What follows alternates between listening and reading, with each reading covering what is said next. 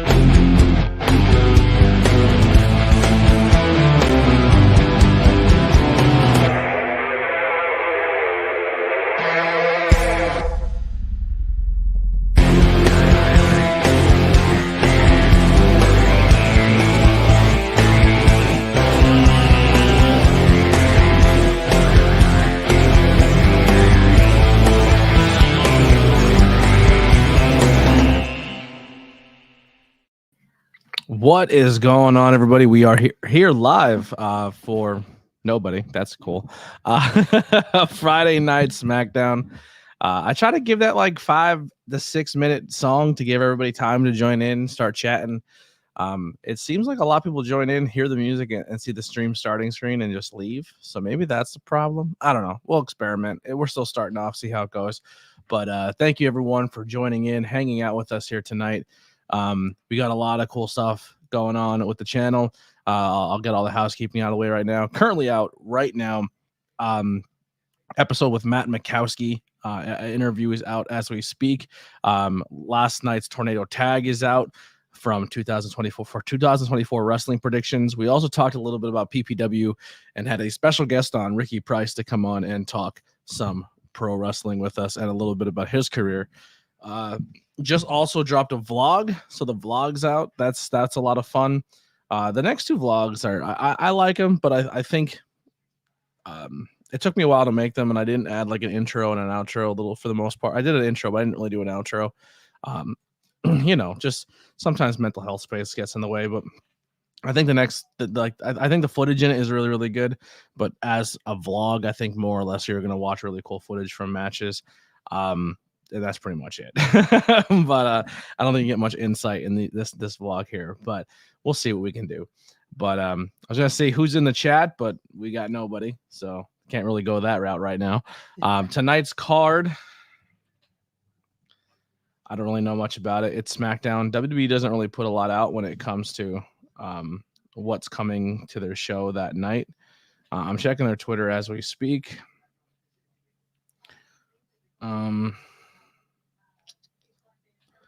They just, I don't know. They don't really put, like, there's nothing out.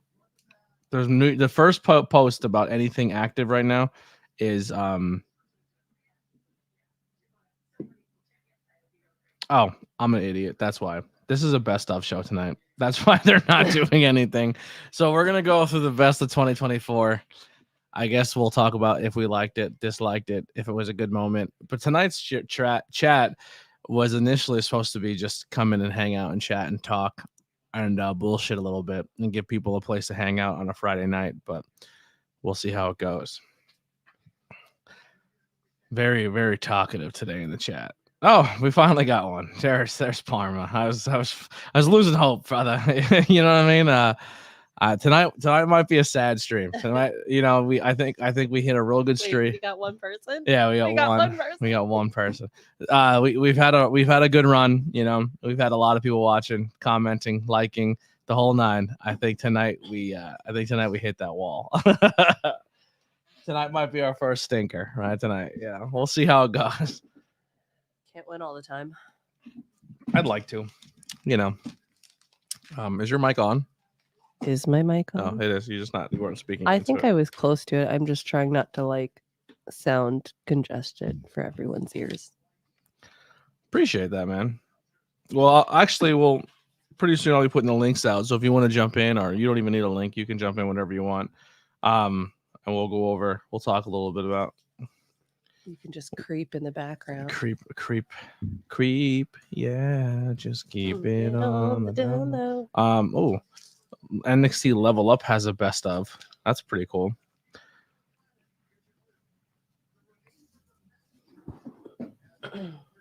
Sorry, I'm just looking through their Twitter now. I got caught in a scroll.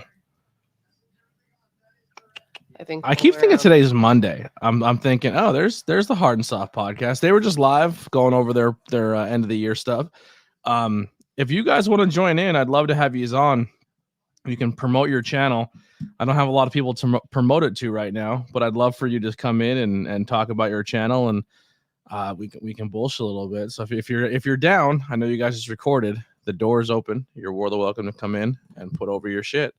Hopefully, more people watch the replay than watching it live, and then people can go over and support you guys. Because as of right now, it's me and Parm. That's pretty much it.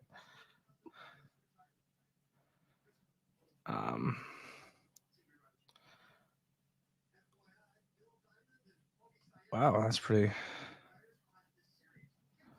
Oh, there's a Hard and Soft podcast and a Hard and Soft pro wrestling podcast. That works. Do I want to know what the Hard and Soft podcast is about? I've been on it. ABJ has been on the Hard and Soft podcast. Wait, the Hard and Soft podcast or the Hard and Soft Hard Pro and Wrestling? Soft Pro Wrestling podcast. Okay. Yeah. Okay. Today's shirt is a little Jake the Snake Roberts. A man doesn't have to scream to be heard. That's not the impersonation I usually go for. I grew up a huge Jake Roberts fan, and probably the first wrestler I actually feared. I cannot stand that side screen thing. How do I turn that I off? don't know how it got put on, but It I is- keep running into It it is the also. worst. It's the worst feature. The worst. If I can turn this off, that'd be amazing. I hate it.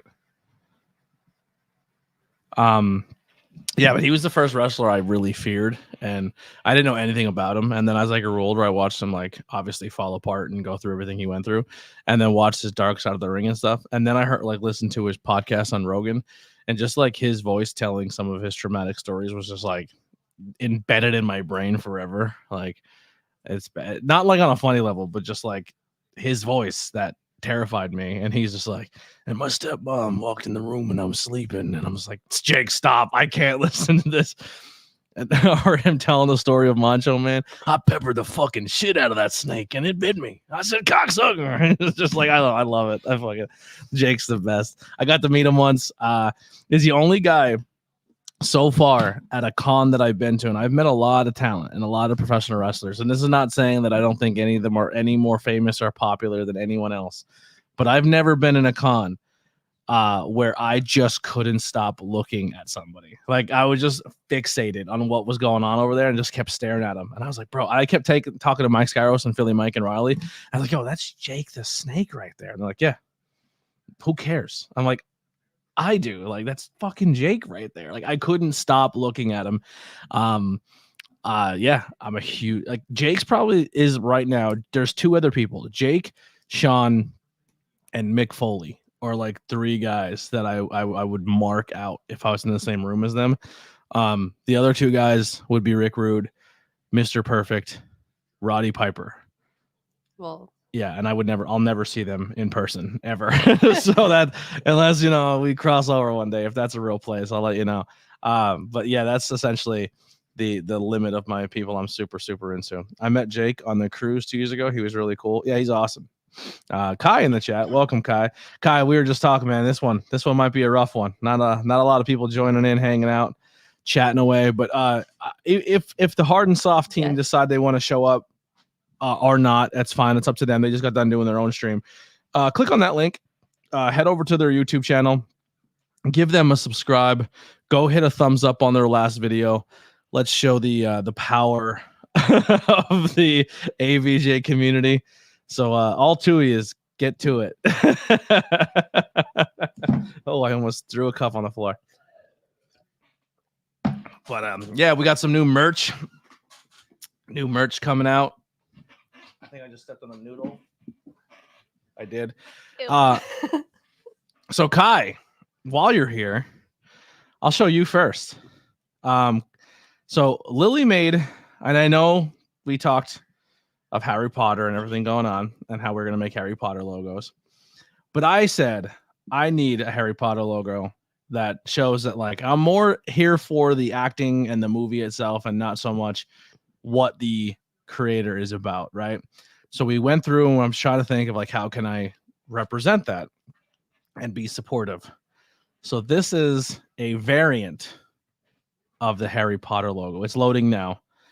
But if you want to grab your own Harry Potter inspired ABJ podcast, or Anthony Blackwell Jr. in this case, podcast font, this was made by Witchcraft by Lily. Check this out. This is pretty cool. Boom.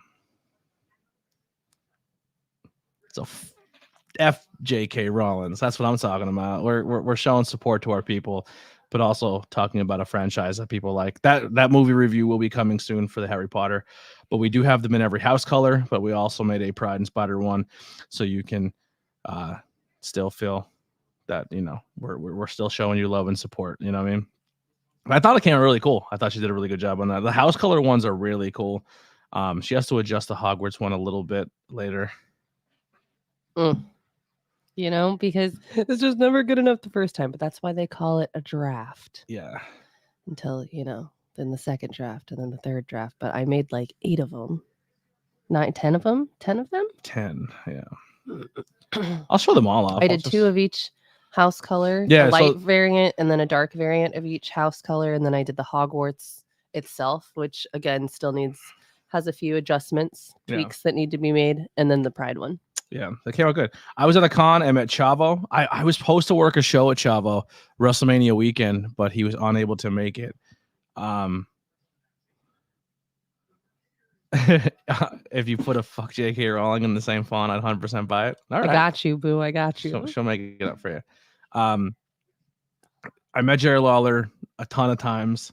I respect everything Jerry has done in this career, but I had one experience where Jerry got a little too comfortable with a bunch of white people around and started saying some stuff I wasn't really cool with. I would love to meet DDP. If I walked by Ryback, I'd say hi, but I wouldn't stand in line for him. And MVP would be cool. Yeah. Actually, let's see if they load it. So this is the Hogwarts font. We're gonna pop that out a little more with some different yellows. This is Hufflepuff 1. And then as the franchise goes on, it gets darker and spookier. So that's Hufflepuff 2. Gryffindor 1. Gryffindor 2. I might have put a couple of them out of order, just so you know. Ravenclaw 1. That's Ravenclaw 2. 2. Yeah. Ravenclaw 1. That's just the normal one. Yeah, that one didn't have a cool Slytherin 1. It kind of looks like Philadelphia Eagles. And then Slytherin 2. It does. God. That's real dark. Oh, boy. And that looks like the Jets. That's pretty dark. Yeah. And then the Pride one. And then the Pride one. Yeah, she did good. I took a little nap and I woke up to all these logos on my computer. So new merch coming for you guys. I have a pretty cool one for myself too. I don't know if you saw it. I made a wand and then attached a crochet hook to the end. So you made like the Deathly Hollows, but with crochet? I started to do the Deathly Hollows with crochet hooks, yarn, and a sewing needle, and I didn't like how it came out, so I deleted that whole little emblem and then just took a wand and a crochet hook and basically put the crochet hook at the end of the wand. Gotcha. That makes sense. Menzie, what's going on, Menzie? My buddy just subscribed to you. I appreciate that. I hope if he joins in, that'd be great. And then Raz is here tonight. What's going on, Raz? Hope you guys can hang out tonight. That's just an appearance. That means he's not staying. He's just popping in and popping out. The pop in, a pop out experience. You know what I mean? Hit it. Pop. Just a tip. That's just the tip of Raz. You know what I mean? Raz just comes in, gives a little bit. Actually, that subscriber has taken us to 860 subscribers. 860. We're closing in. We're closing in on that elusive 1,000. Also, if you're here and you haven't done so already, please hit the thumbs up button. Our goal tonight is 15. We've been hitting that relatively quick, so hopefully we can hit that 15 mark for the thumbs up very fast. I think we're at a nice little number now, but we're growing. We're probably less than 50 hours away from being at a full 2,000 hours watch time. And then from there, we'll have 1,000 hours to go to hit monetization. So we're getting really close to that 3,000 hours monetization. Once that happens, then we can add like a way to support the channel via YouTube. I'm probably going to eliminate Patreon altogether once we get some monetized on here. And then I'll just do it for like $1. You get content early, or $5. I don't know. Well, or we can just do like the one where like I feel like I was looking at other people's content and it's just like $50. I'll say hi to you. You know what I mean? Like, wait, that's a bit cheap, don't you think? $50? That's it? Well, for $50 on other places. Wait, you'll say hi to me in like where people can see, or in private? No, not in private. I'm not. Okay, I can't be speaking to people in public for just $50. Not us poors. That's not you poors. I can't be associated. Menzie is the 60th subscriber. Appreciate you, Menzie. Hope I'm saying that right. Jake and Kai hugging and kissing in the chat. Love to see it. Big Bang Theory's on right now. This show is awful. I had to mute it. I can't listen to it. It's so bad. It's not even that bad. It's terrible. Top 5. Here, I'm gonna ask the chat. Top 5, in your opinion, overrated television shows. And if anyone says Anyone It's says always the sunny. fucking Office. It's always sunny in Philadelphia. You will never be seen on this show ever again. I made your Always Sunny and Office logos. I don't You're care. welcome. If you think they're overrated, you I'm don't. joking. You don't belong. Clearly, You don't belong here. I'm leaving anyway. Yeah. So I tried Seinfeld. I couldn't get into it. This Big Bang Theory is definitely up there for me. Roseanne. See, I didn't mind Roseanne. That episode of Roseanne where Darlene gets beat up by her boyfriend. Okay, that was a heartfelt one. And then what's his name's like, I'll be back. And he goes and just beats the dog shit. That's the guy that's in the Big Bang Theory. Who? That's Darlene's boyfriend. No. I'm saying like Darlene made a couple appearances in that. Yeah. Too. What's his name? John Goodman. John Goodman. Yeah. Underrated actor. Oh. He's really good. Was that before, prior, or after the DUI when he tried to kill someone? Always. He's just an underrated actor. Yeah. Some people get drunk and make bad decisions. My buddy just said yes, I appreciate it more than working. Okay. Nah, see, for $50, if you're pretty and a minority, I'll have a disability. Otherwise it's 200. Yeah. Link is in the chat if anybody wants to come in and say hi and join the stream, talk to me a little bit. My ramblings of a madman. Up to 10 thumbs up already. That's pretty good. Pretty good. I rearranged my fig shelf a little bit today. I got bored. So the bottom shelf is most of my AEW ones. And then the middle shelf is going to be like the shelf of champions. And then I have more figs that I got for Santa Claus gift card coming soon. I'm into collecting figs again. That's where we're at. That's what's happening. Can't collect anything for this next paycheck because it's gonna suck. No, not this one. This one and the next one. Because I unfortunately got COVID and I had to miss 3 days of work. So your boy's gonna struggle on the financial front for a couple weeks. But I want to get more shelves. I'm gonna put more shelves behind me, put more figs in those shelves. When you're not in this chair, you gotta tuck it in because it's old and gross looking. She's not listening. Oh God, are you one of those? Are you gonna be dropping the LA Night catchphrases? So when you hit 1,000 subs, should we do the roast of ABJ? Sure, y'all can roast me. We can do that now. I mean, the Discord is essentially the best place for everyone to get roasted. If you want to join the Discord, our link is below in the chat, in the description of this video. I would recommend it. We have a lot of fun in the Discord. A lot of good times there. People are there till 2, 3, 4 o'clock in the morning. So if you're ever lonely, that's a place to be. You always find people to come talk to, and everyone's into pop culture and wrestling and movies and music and all that really fun stuff. So go join that Discord and join the cult of ABJ. That's what we call it. But you won't let me make cult t-shirts. If you make a good cult t-shirt, we'll rock it. I just need a good logo. It's gonna happen. I I think need a the good one logo. when we do the hands, when I do the hand logo, that's gonna be the cult logo. Feel it. The below. As above, so below. As above, so below. Yes. Yeah, that'd be cool. Like maybe I'll just take the one that I already have, right? And then just put like a tattoo on the wrist. Like the ABJ, make it look like a tattoo. I want it to be like. But you want it to make. We'll figure it out. Yeah, we'll work on it. We'll workshop. We'll it. brainstorm. Tonight we are doing Smackdown as well as Rampage immediately after, and then we're gonna go hang out in the Discord after, and then tomorrow night we'll be watching World's End. We'll do a live stream of World's End. If you want to watch World's End, and maybe you're a little tight on cash, Discord's a great place to be. Like I said, you want to hang out and talk to people, meet people. Check it out. Discord's fun. Also in the Discord after World's End, we'll be having a little post-Christmas party. Hanging out. Holiday party. And if you have an ugly sweater or an ugly face, you're welcome. Welcome to come. I'm bringing my face. And maybe a sweater. It gets hot in here sometimes. It's cold right now. It's a little chilly right now. Yeah. It's pretty chilly.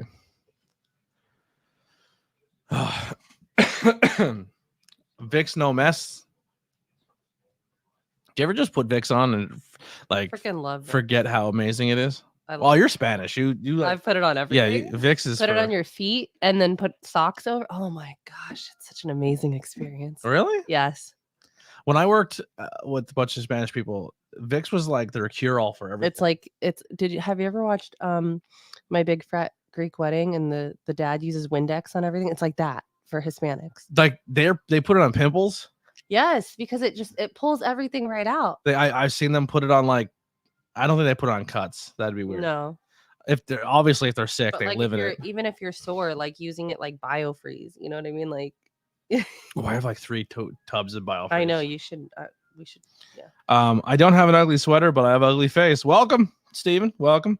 Steven immediately came in and said 11 likes, guys, because he's the 11th one. Welcome. welcome. Well, we should be here starting soon. We're going to do a best of SmackDown, or if someone joins in here and then we just start rambling and talking about nonsense, that'll probably what happens here tonight. It doesn't have to be technically a wrestling based talk conversation in the stream tonight. It is a best of show. And these watch alongs, for me anyway, isn't so much. I'm not going to do play by play if this is your first time here. I'm not going to be like, oh, he did an arm drag and then he did this. Like, that's not what we do. This is essentially, I want this watch along to be different than everybody else's. Obviously, I'll give my opinion if we have questions based on what's going on in wrestling and you just want to talk about it, I'm here. But for the most part, I just like being in a atmosphere full of people who are all watching an event, whether it be wrestling or a movie or whatever. And a movie's a little different because a movie, obviously, you want to pay attention. You should pay attention to wrestling too. But it's like that environment of just everyone being in the same place and just talking and conversating and having a good time and enjoying each other's company while watching professional wrestling. And I think that's the way it should be consumed. So I always try to bring in that thing. If you're sitting there at your house by yourself and you just need a friend to watch wrestling with, or maybe none of your friends are into it, that's what this channel's for. I will introduce you to a community of like-minded people who like professional wrestling that won't be toxic. Our community will not be toxic. We will not be saying one company sucks and the other one's the best. No, we're not doing stuff like that. This is just for all of us to have fun, enjoy professional wrestling, enjoy this art form, enjoy this form of entertainment, and come together and chat.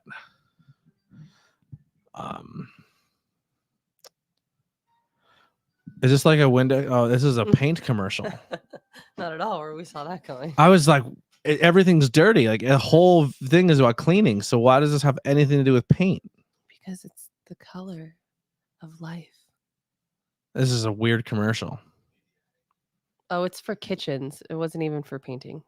It says gambling problem. Well, now it does. It's a different commercial. Yeah. It's segued real smooth. Because they were just eating and now they're in a kitchen. It was for the kids. Sorry, we're commentating commercials on TV. I love how it's like people are clearly addicted to their phone because they're gambling so hard. And they're like, gambling problem? Okay, but funny story. You know how I went to my friend's mom's house for Thanksgiving? Mm-hmm.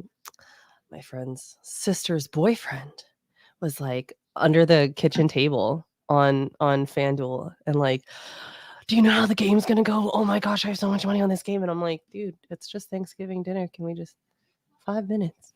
Put the phone down. That it's gonna be okay. That slot machine game. There's somebody at my job who leaves their I'm gonna use a pronoun that could have got them caught. They leave their phone in the break room charging all day, and that just auto spins, and they're trying to win money. Dang. Yeah, I'm sure it's not free. Must be nice. Yo, Lily, what's a good witch-like symbol for the community? 3 moons. That's the triple moon goddess is usually for 3 moons, but like for our community? Are we talking about like for the community? I don't know what as in the LGBT. Yeah, as in LGBT community or witchy community. The what would they call that? The coven? No. Which one? The what?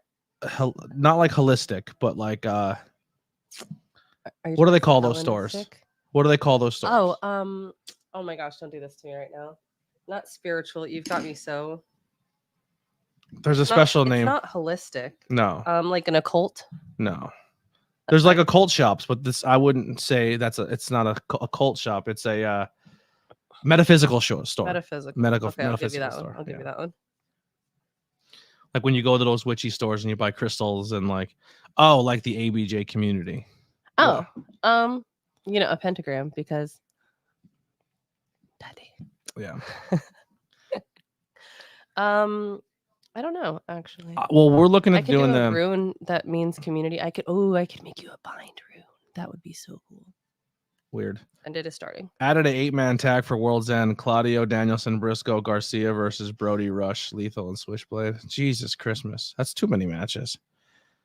Yeah, if we do the pre-show for World's End, I have to start my stream tomorrow at like 5 o'clock. 5. Yeah, because it's And go from 5 to... I'm telling you all right now, I don't expect 12, 13, 14, 15 people here from 5 o'clock on. But my regulars better be buckled the F in. We're going to town. If we're doing it, we're doing it all. That's all there is to it. So, Steve, I'm looking at you, Steven. We're going. If you're rocking with me the whole time. We ride at 5:15. Should be Chelsea. CC in the chat. I'm doing it. CC. You're CC. CC in the chat says, "What's up to Jake?" We're getting there. Before it was rough, man. I'm gonna be honest. I go live at 7:30 and I put my stream music on, and like 8 people joined, and then immediately left. And then I was here for like the first 15 minutes of the show, talking to myself, and I was nervous. And now there's like 10 people, 11 people in here, and I feel a little better about myself. But gotta have faith. I was like, man, this is gonna be a stinker. This stream's gonna suck. Oh, is this? Are we starting? Yeah, we're starting. Yeah. Oh, when The Rock showed up and didn't acknowledge the fact that his cousin's the tribal chief. That was a good moment.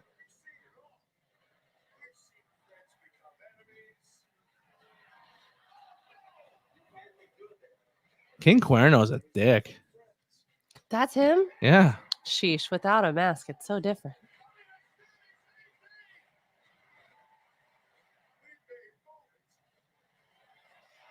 Dude, Charlotte's gone for 10 Mhm. months. He just punched him.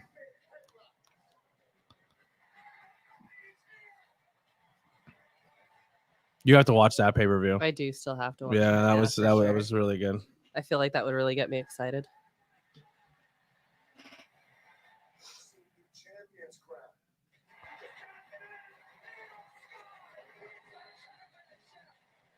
I saw that one. Here's our match of the year. Tag team champions at Mount Mania. Everyone was so upset. Remember that one? He said champion. Yo, you saw how he did that? Jake, how do you feel about that? He's the aerial assassin now. He's not the Oh, tribal I'm so chief. sorry. You're right. You're right. It's hard to keep up. There's so many different You know what, though? profiles. I hate that title, right? I just don't like the big W. But now that it's black and gold like that, Of course. I would possibly buy it. It's like my color scheme. That's like my thing, you know? Your signature color. Yeah. And not because I'm a Steelers fan. No, because it was Khalifa. Nothing I love more than ABJ. Technically, you're right. You're absolutely right. I'm gonna put the link out there one more time if anybody wants to join in, hang out. The floor is open to come chill. We got 13 people in the chat. Like I said, this is a hangout session. Come watch wrestling with your friends.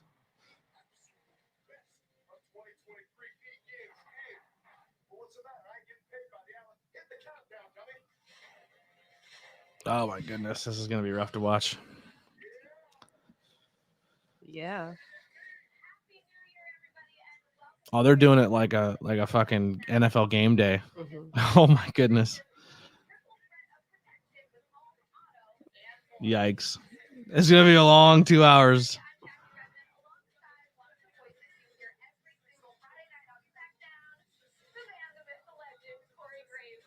I don't know how you get into it, right? Because essentially they're just standing on a green screen. They're just standing in front of like. No, Yeah. like it looks like it covers the floor too. Like that's not. Oh. So imagine doing a 2-hour show where you have to go film and talk and feel like you have to get in the environment, and then you're just standing in a and you're standing in a room with lights on you and you're standing on a giant green screen. That's got to be incredibly difficult to like get yourself mentally. At least it would be for me. hyped into it. Yeah, like to find like you're get like soak in the environment, you know.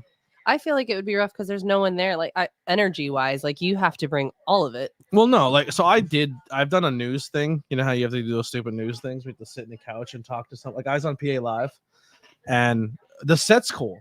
So like you're in the set and you're looking at like the set build and you're like sitting on the couch and over there's the kitchen section. So like there's stuff going on so you can soak in the atmosphere and there's nothing but cameras on you. But like you're physically sitting on a chair, you're physically looking at the environment and the set, so you can kind of soak in the environment of what's around you. I mean, but if you're just in a room of green, like when you're talking about wrestling, a lot of it is the storytelling is being done by the cheers and the boos and everything. Sure. And when you have none of that, then it's like I'm just talking about something that happened that I wasn't really a part of.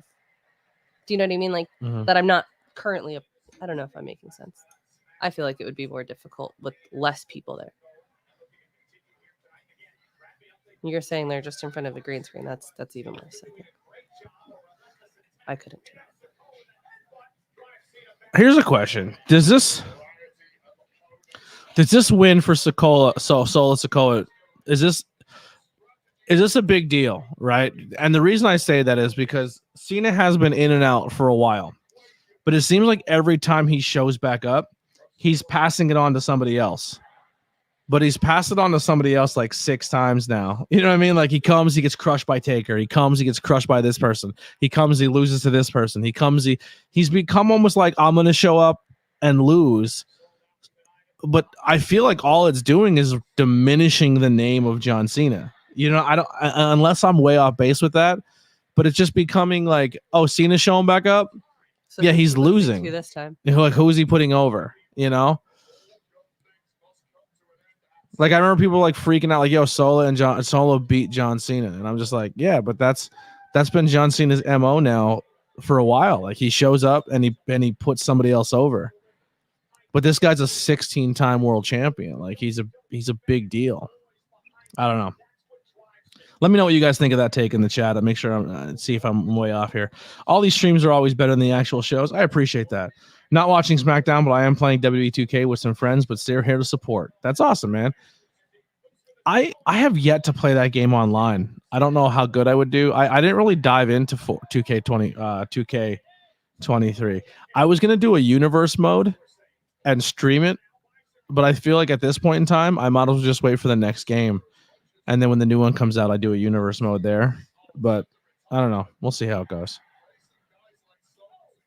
That was a rough super kick. Like Solo's good, but after watching Lance this weekend, that dude should have a contract. You're right. Lance is super good. Agreed. Cena has been putting the other wrestlers over, so it's not really that big of a win for Solo. Like in retrospect, sure it is. Like it's good for Solo. He beats a 16-time world champ, but it's hard to like give it the same love when that 16-time world champ has come in and gotten beaten by. Let me pull up Cage Match. Let's look at John Cena's last couple of years. Make sure I'm not just losing my mind and just attaching myself to something that's not that serious. John Cena. This is why we like you. What? Because you're like, hold on, let's make sure I've got the facts straight. And I appreciate that about you. All right, so he lost to Solo. Then he won a tag team match with LA Knight, but that just set up the Solo match where Solo then beat him. Dark matches. Yeah, he wins every dark match he's in. He beat Dominic Montez Ford. Teamed up and beat Imperium. Lost to Austin Theory at WrestleMania. Teamed up with somebody, won that one. Teamed up with somebody, won that one. Lost to Roman Reigns. So here you go. SummerSlam 2021, lost to Roman Reigns. WrestleMania 39, lost to Austin Theory. House show. Every time he showed up, oh, that's all dark. Fastlane, he got a win, but that's when they beat Jimmy and Solo. Then he lost to Solo at Crown Jewel. Tag match, I don't count that. Tag match, don't count that.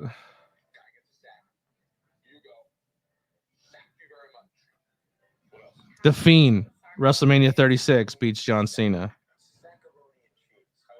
He did a lot of tag matches. Mostly every time he's returned, it's been in a tag team fashion.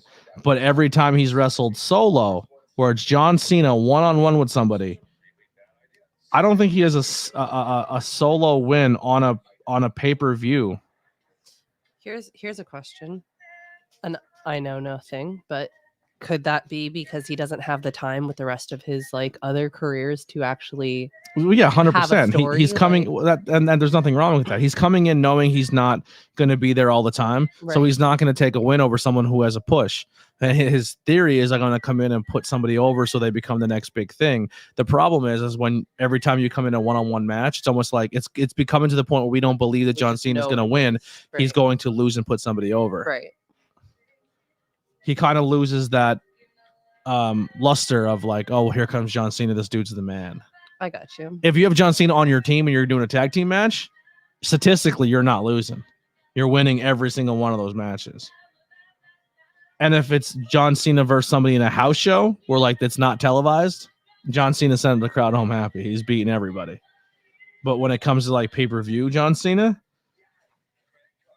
he has not won since like 2016 or something like that. It's crazy. What do we got here? Who do you think the devil is in AEW? The devil is, without a shadow of a doubt, Adam Cole, baby. I think it's Adam Cole. I think it's Mike Bennett. I think it's Matt Taven. I think it's Roderick Strong. And I think the fourth member that's been going around beating people up is Kyle O'Reilly.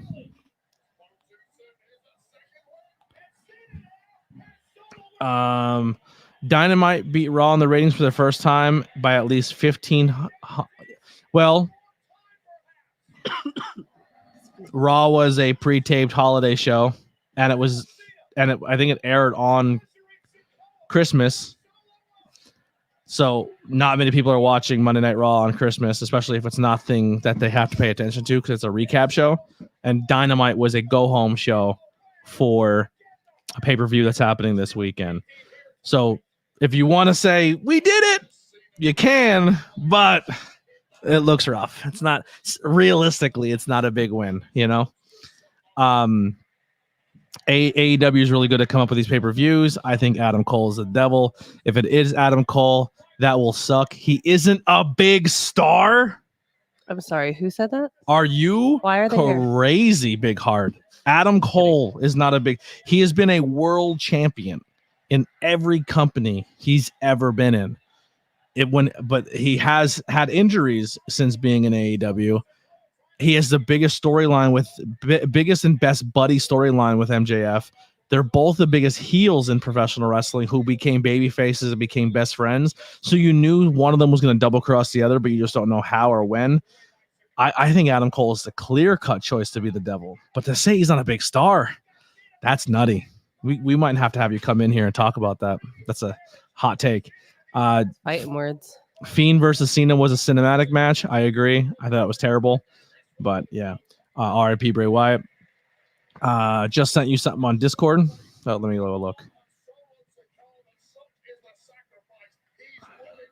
That's pretty wild. It's hard to read, but I like the idea. Ooh. The cult of baby. It's something we can build off of. I like it. Adam Cole, baby. If it's Kyle O'Reilly, that would be amazing. That's even worse. So he never made main roster, but when he went to the main roster, he beat Daniel Bryan.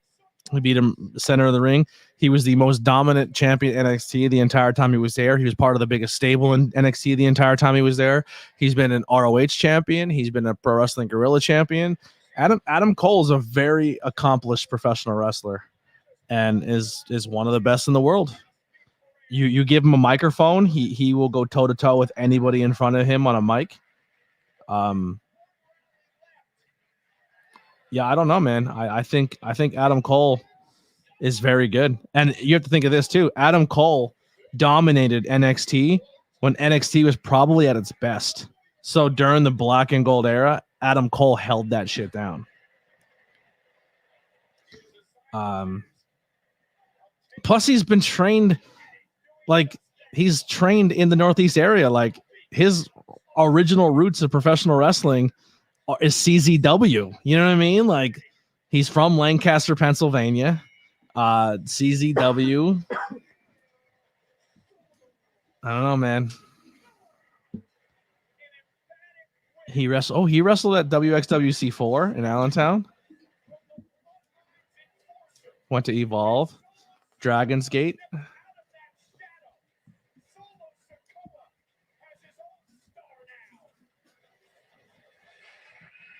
Yeah.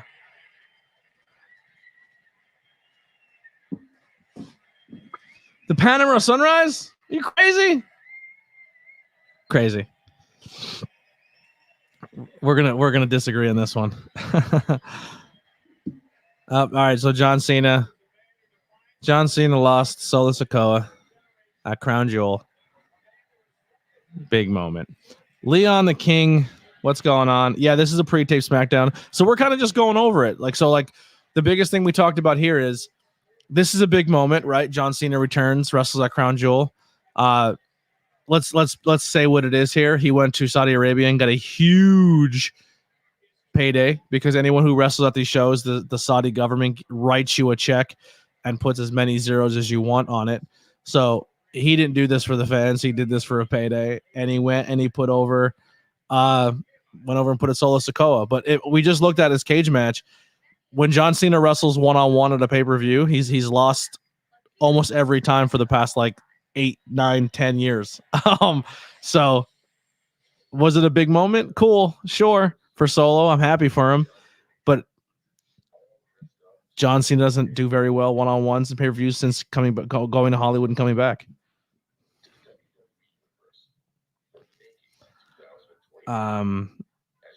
Yeah.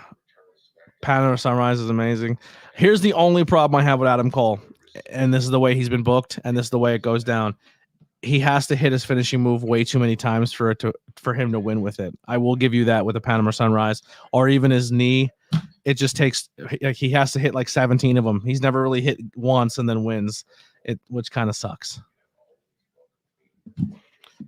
But I think when he comes back from when his ankle heals up, I think he's going to be a world champion in AEW at some point.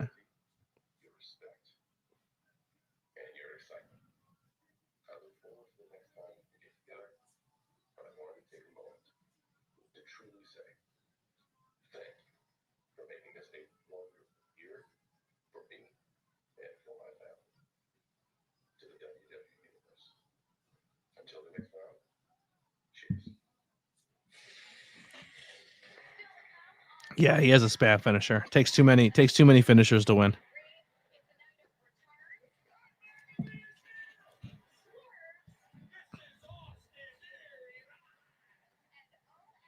Man, that guy fell off pretty hard, huh? Austin Theory. You couldn't keep that guy off your TV, and then he just vanished.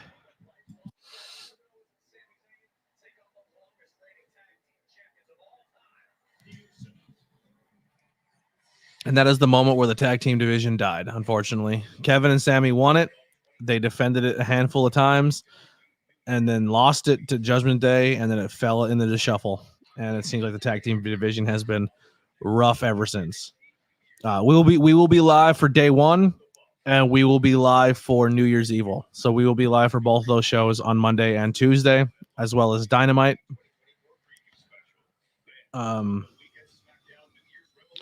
Which wrestler has the worst finisher? Ooh, the worst.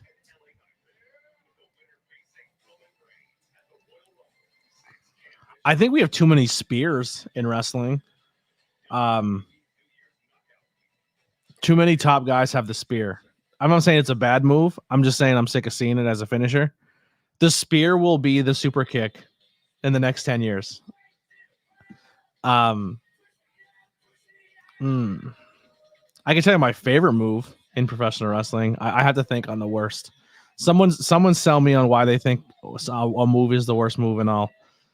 Coffin drop is pretty bad. Coffin drop. Listen, a coffin drop from a 400-pound dude. I believe that. I think the coffin drop from a huge man is a great finishing move because it would kill you. But a coffin drop from 110-pound Darby Allin doesn't do it for me. So I'll give you that one. I'll agree with coffin drop. What are the new rules in WWE for 2024? I don't know. Did they establish new rules? I don't know what's going on. I haven't heard anything about that. I think the Judgment Day was better when Edge was in it. I disagree. I think the Judgment Day is still very strong. I very much like the Judgment Day. They're probably the only thing that's keeping me somewhat interested now that Punk and until Punk got there, they're the only thing keep me interested in weekly television. You want to come read some comments while I take a pee quick? Yeah, sure. All right, come sit down. I'm just,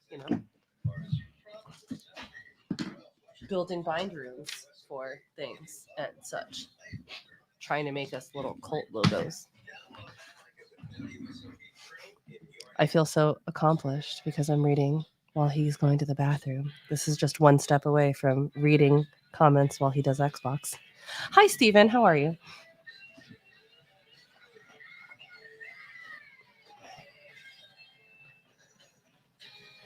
I think Judgment Day was better when Edge was in it. Yo, I don't know enough. I don't know enough about anything, so don't mind me about anything. I would agree that Dominic Mysterio is annoying. Give you that any day of the week. Guy. I'm so dead. He said, quick, ban everyone while he's away. The robot will do that. Just start sending me emojis. Hi, Chelsea. How are you? I like your cat picture. Is that a picture of your cat? That's what I need to know. I love cats. I'm a cat lady. I'm crazy. I don't know. It's actually kind of starting to go away. But I have cat scratches on my face because my little kitty got a little excited.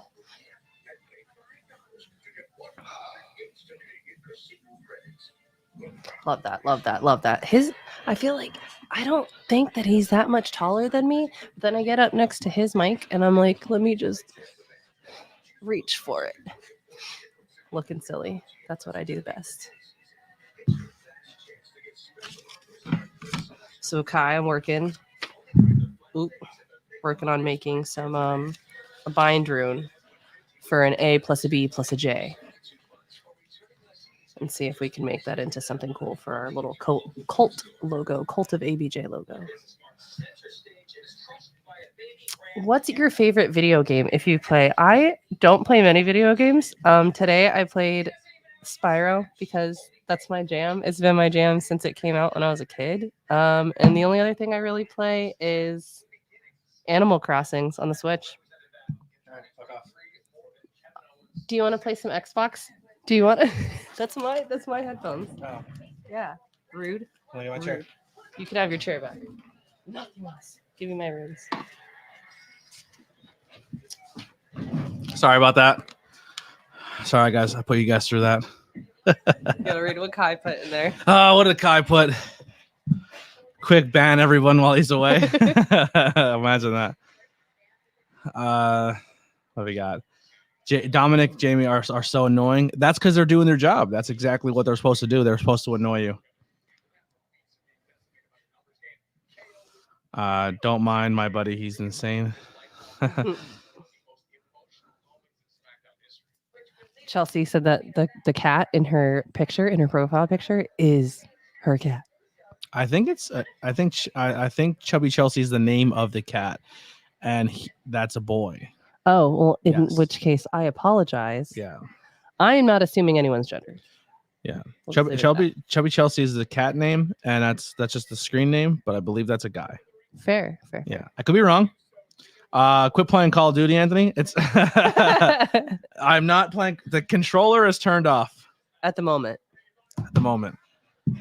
I got to make sure you guys pay me a little more money first. You know, I got to get those super chats up. I got to make some money off my audience and then leave the stream to go play Call of Duty. Hello from the road, ABJ and Lily. Hunter on the road hanging out. What's going on, Hunter? How are those errands going, my bud? I am a boy and Chelsea is my cat. Love that. I am a girl and I have 2 boy cats. So. Then I'm an ABJ. That is my pronoun. ABJ. His pronouns are A, dick BJ. and no, I'm just kidding. Yeah. Dick and greatness. No, I wish I was that confident. Cricket. Crickets, yeah. I have a soundboard here. I just don't have anything tied to it. Wow, fancy. There you go.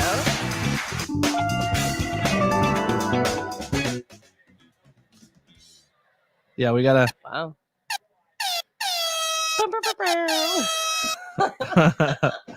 We could find a use for that. The reggae horn. My buddy's podcast, Welcome Back. Every time they say something, like they talk about their trauma growing up, and every time they say something traumatic, they're like, they do their. I love that. Yeah. Maybe we need some soundboards for my live stream. Maybe I think that's a we'll make ourselves idea. sound like old annoying 90s DJs that don't. Oh yeah. Throwing some Kool-Aid Man in there. What? No, like that's what they would do. They would play I all know those what you stupid mean. soundboards. Just put like the random sound here.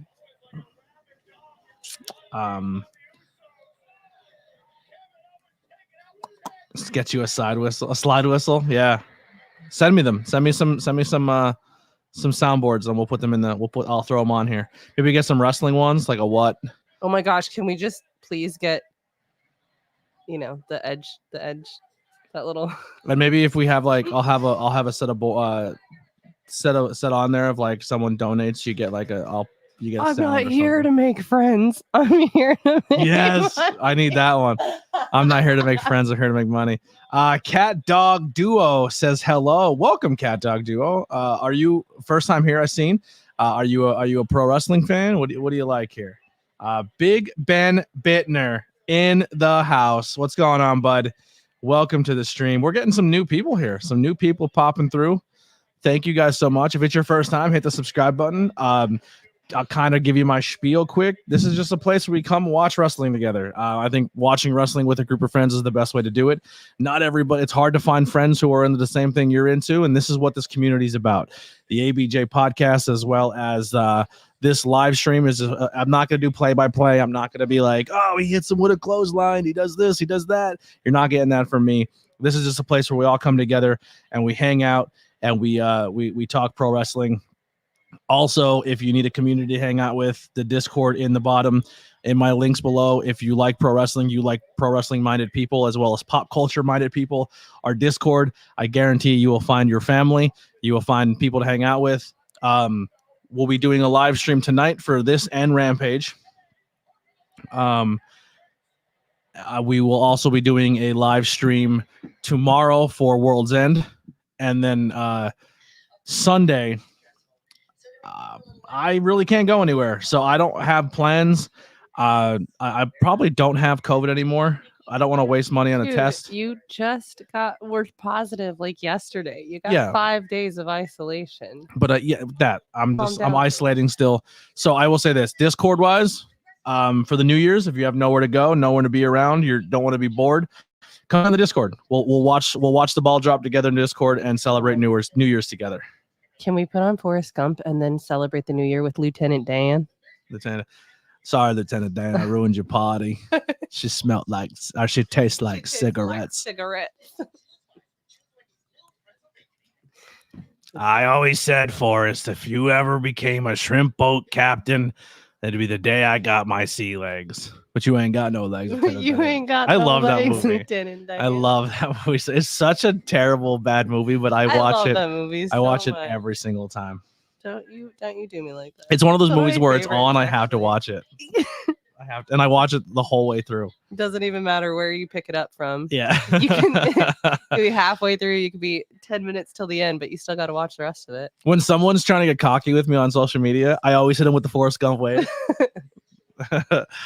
Nothing infuriates them more. But yes, for the new people, appreciate you guys so much. Do not be shy. Ask questions in the chat. This is also not a chat where unless you're donating or you're part of the community, you'll be ignored. We're not cliquey here.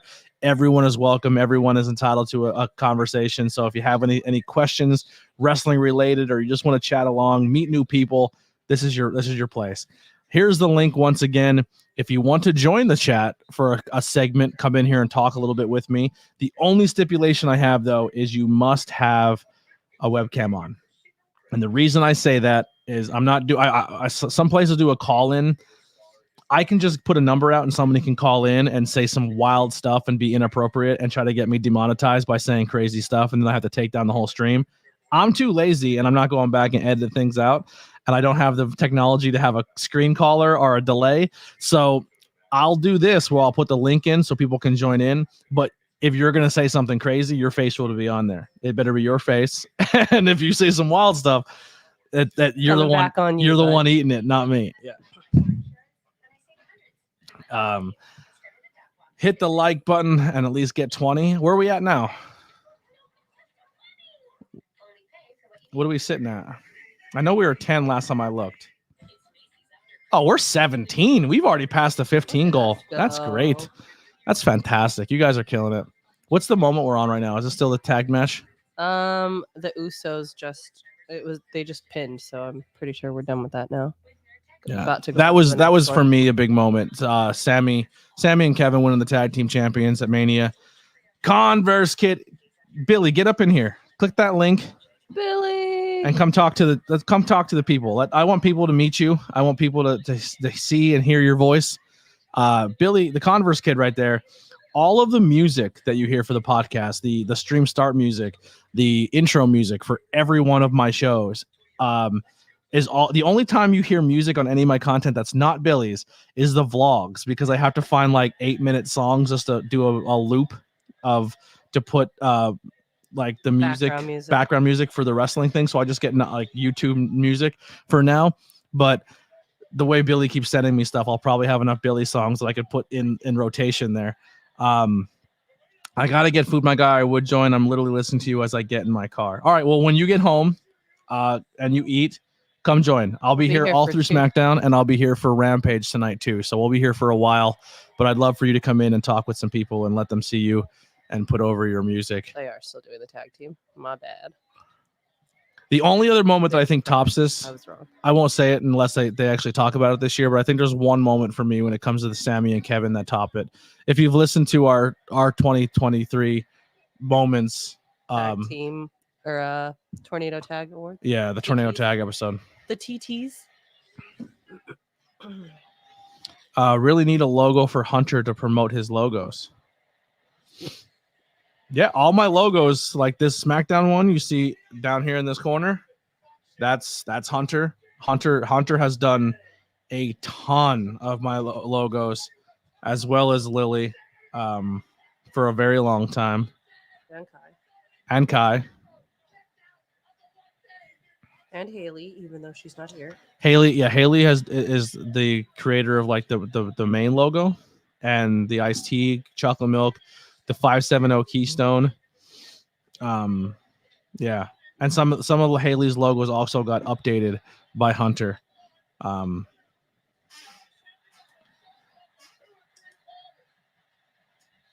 Tonight is the first ever AEW World's End. Yeah, it's gonna be a fun pay-per-view.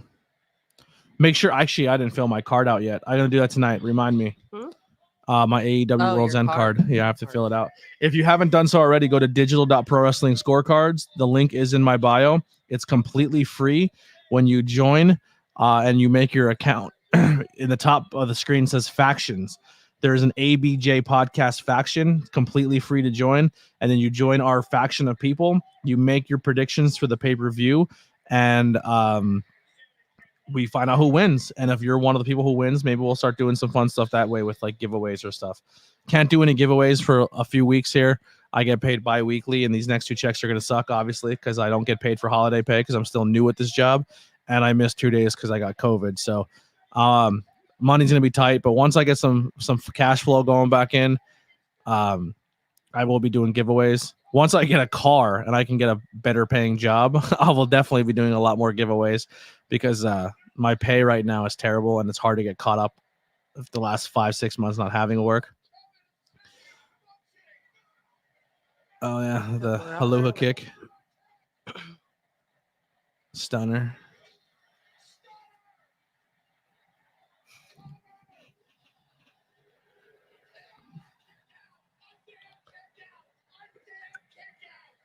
Michael Cole's losing his mind. Had to be. You know why it was a kick out, Lily? When was this? WrestleMania. I don't think I saw this. You know why it was a kick out? Why? Because the story is Sami Zayn. So Sami has to get a 3 count.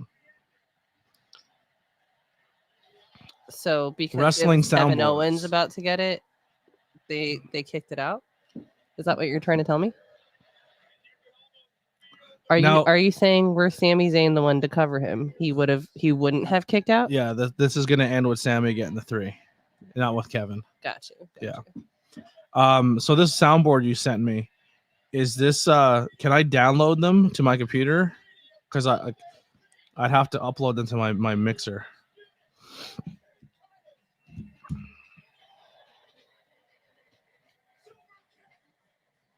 But they also were the first tag team to ever kick out of the 1D, which is their finishing move. The Usos' finishing move.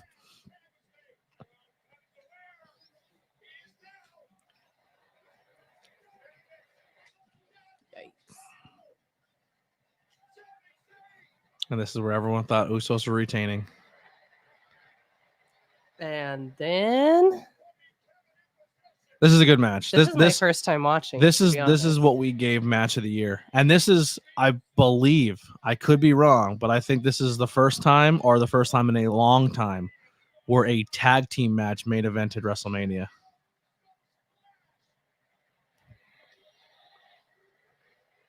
Ooh.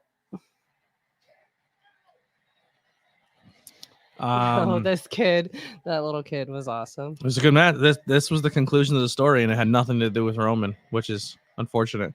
But Kevin Owens at this point in time too has held every single title that he can hold in WWE, except the tag team titles. And when you hold every title in the company, you become a Grand Slam. Right. So you've been a world champion, a intercontinental champion, a U.S. champion, and a tag team champion. Kevin Owens has yet to be tag team champion. So if he wins a tag team champion, he becomes a WWE Grand Slam champion. If they win this tag team match. You say if, like you didn't just tell me that they are. He will become, yes. I'm like, you're telling me if, but like I feel like you just told me what's gonna. Wow, that was cool.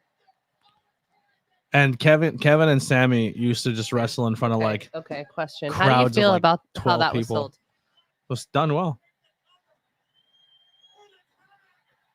I feel like for the angle that it went, Well, he has to get in position. fair. He's going to You climb got up me. to the corner so Sami can hit his Tallulah kick. He can't sell it like he's dead because the spot is getting to the next corner so he can take a finisher. Fair.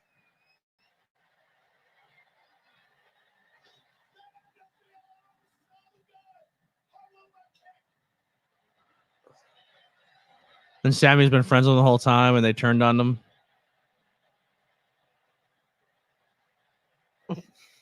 I love you. I'm going to hit him again.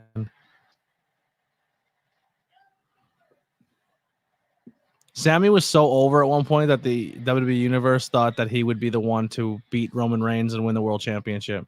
That's how popular he was. A third time. And the cool part about Sami and Kevin too, if you've been following their career, some people like, you know how like you're getting into independent wrestling and like Hawthorne, right? Mm-hmm. You've watched Hawthorne wrestle in front of a crowd of maybe 16 people, 10 people, big arena. You know what I mean? Like you've watched Hawthorne wrestle at the early stages. A lot of people have seen Kevin and Sami's progression through their whole career, and now they're wrestling in the main event of WrestleMania in front of all these people. Like they're one of those stories that you're like, yo, I've been watching them on the independent scene for so long, and here they are main eventing WrestleMania. And actually doing it. That's why they're so over, because like they are the pure definition of work. Look at people balling. Like they are the pure definition of they've worked since the independent scene and made it to the biggest show. Like that's why All In for me was so special. So here's a question for you. So when you say that, like that they worked from the beginning, I know we haven't really talked about it much, and maybe that's stupid on my part for assuming. I thought everybody had to start on the independent scene. So everyone who's related, they're just kind of like a shoe-in, basically. Yeah. So Roman. So a lot of people too will come straight into NXT, or they'll get signed and get picked up by like OVW or stuff like that. Like so, WWE right now is at a point where they're saying, they're getting college athletes that are at college, and then bring them to NXT and teaching them how to become wrestlers from the ground up. Okay. Because they said a lot of independent wrestlers have bad habits and they don't want to go that route anymore. So that's why they're not really going that direction. But WWE essentially's entire roster was built off of NXT, which all came from the independent scene. Like Seth Rollins, independent guy. You know like the guy at the show, Kerry, who kept sitting next to me at commentary. Yeah. Like Kerry helped form Kevin Owens, helped form Seth Rollins, they were all part of his generation of ROH. Oh, that's King Cuerno. King Cuerno From Lucha Underground. Yes. Sorry, guys, I haven't been watching the chat.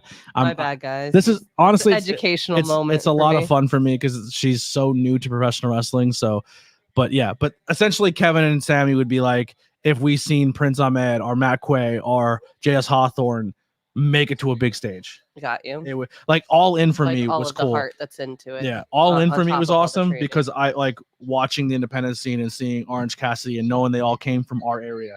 Like right. Orange Cassidy wrestled in New York, New Jersey, like the same circuit I'm now working. He trailblazed. Right. Like him, Kingston, Moxley, Adam Cole, MJF. They all were part of that Northeast circuit, and now they go to London and they're wrestling for 80,000 people. Right. Like that's cool because they all worked in venues with 100 people. Started from the bottom. Yeah. Now we're here. It's a cool moment. That's my favorite part about professional wrestling is when people their hard work pays off. Oh, Sorry, everybody. That was a little As segue. It should be. It's a beautiful thing. Yeah. What do we got here? Moxley versus Kingston. I think Kingston wins tomorrow. I think Kingston puts a nail in a coffin on this rivalry, and I think Kingston gets the big one. And it's in his home state. Agreed. Agreed. I don't know what you agreed to. Maybe you agreed to what Steven said. I don't know who this guy is or person, but their screen name is they just like punch their keyboard 6 times. But welcome to the stream over on the Twitch side of things. I appreciate you watching on Twitch, but if you would like to join the conversation, we have a lot of people on YouTube right now. So if you really want to participate, it's up to you. You can hold it down by yourself on Twitch. I appreciate it. The Montreal Screwjob, a work or a shoot? You know what a work or a shoot is? So a work means it's for realsies, and no, a work is. Then never mind. Work is it's a work. It's planned. Oh. A shoot. Oh yeah, no, real. Shoot is the real. Yeah, no, I knew that. I knew that it was a joke. I was testing you. Yeah, it's 100% a shoot. It was a shoot. What was? The Montreal Screwjob. I don't know what that is. Bret Hart is leaving the WWE to go to WCW. He wanted more money. Vince wouldn't give it to him. Him and Shawn Michaels hated each other. Shawn Michaels essentially said, I'm not losing the title to Bret. Or Bret's like, I'm not losing the title to Shawn. I will win the title in my home country. And then the next night on Raw, I will hand it to Shawn Michaels. But the wrestling business is if you're losing and leaving, you pass the title on. You do business. Like you lose the title. Like you're leaving the company. Right, you have to lose it. But the last person who didn't do that took the women's title to WCW and dropped it in a trash can on TV. So Vince was like, yo, my title, I will never let someone leave my company with my title. Like they lose before they leave. So Bret didn't want to do that. Bret wanted to wait till the next night and then lose it or hand it to Shawn Michaels on Monday Night Raw. Shawn's like, no, I'm not doing that. And Vince said, and then they talked about it. They couldn't get a deal up. So they said pretty much backstage, what we're going to do is, Shawn, you're going to put Bret Hart in the sharpshooter as in his own move. And as soon as the sharpshooter's in, Earl Hebner ring the bell and stop the match. Shawn's the winner. He gets out of dodge. Bret Hart snaps, destroys everything ringside, spits in Vince's face, like spits in his face. They go backstage. Vince tries to talk to him. Bret goes in and gets in the shower, comes out of the shower. Vince is still, he tells Vince, if you're not gone by the time I get out of my shower, I'm punching you in the face. Vince knew he did him dirty, but Vince also knew he had to get what's coming to him, because if he would have not taken the punch, the rest of the locker room wouldn't have respected him. Right. So Vince stood there in the shower. Bret knocked him out. And then Vince became what we now know as Vince, the biggest heel in professional wrestling, because then he became a figure on TV, because it was like, yeah, I screwed Bret Hart. What are you going to do about it? And then he became the biggest heel in professional wrestling. Gotcha. Yeah. And now I know what that means. Yeah. Who is the worst champion of 2023? I think it was Rey Mysterio. The worst champion in 2023, as in The most WWE? social moment in history. 105 million views I across believe it. all social media platforms when CM Punk returned. He hated WWE. Like, I know. everyone thought this would never, ever, ever happen. When hell freezes over, Yeah. and here we are. Worst champion is Roman because he has barely defended the title. Sure, I can get behind that. Let's see. 20.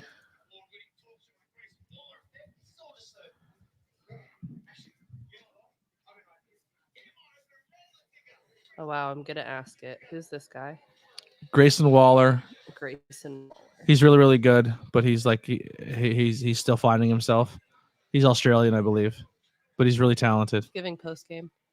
And they would be a good tag team together. They would be like the post game, and that's awesome. Austin Theory, yeah.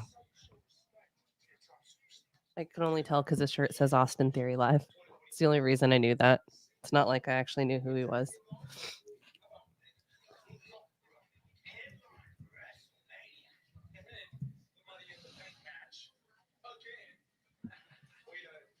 I think I might have made these too big this time.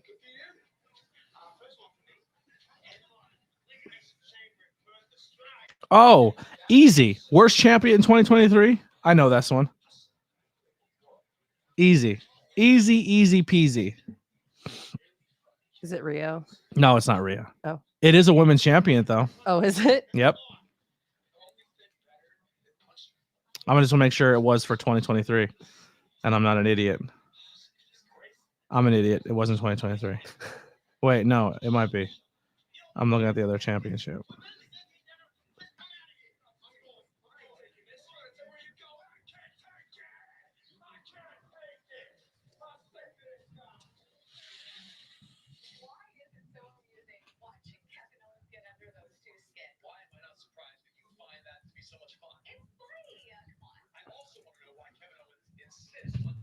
Sorry, I'm looking up champions, WWE Women's Champions real quick.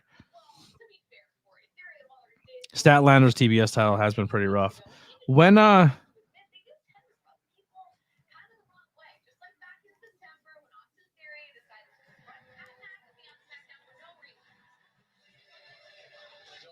maybe I'm way off.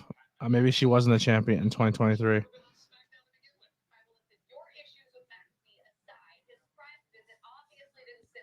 Where's the list? Give me a list of champions.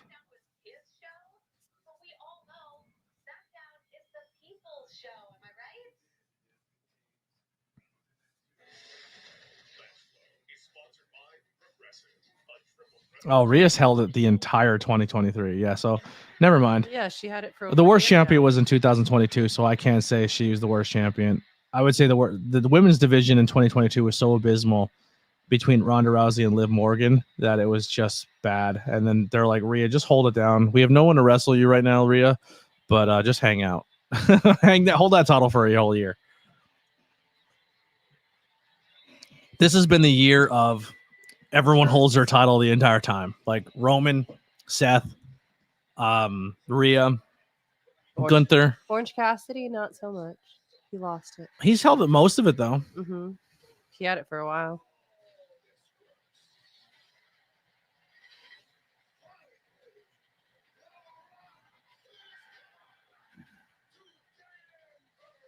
I think this is a waste of a moment. I hated this. I thought this was so bad.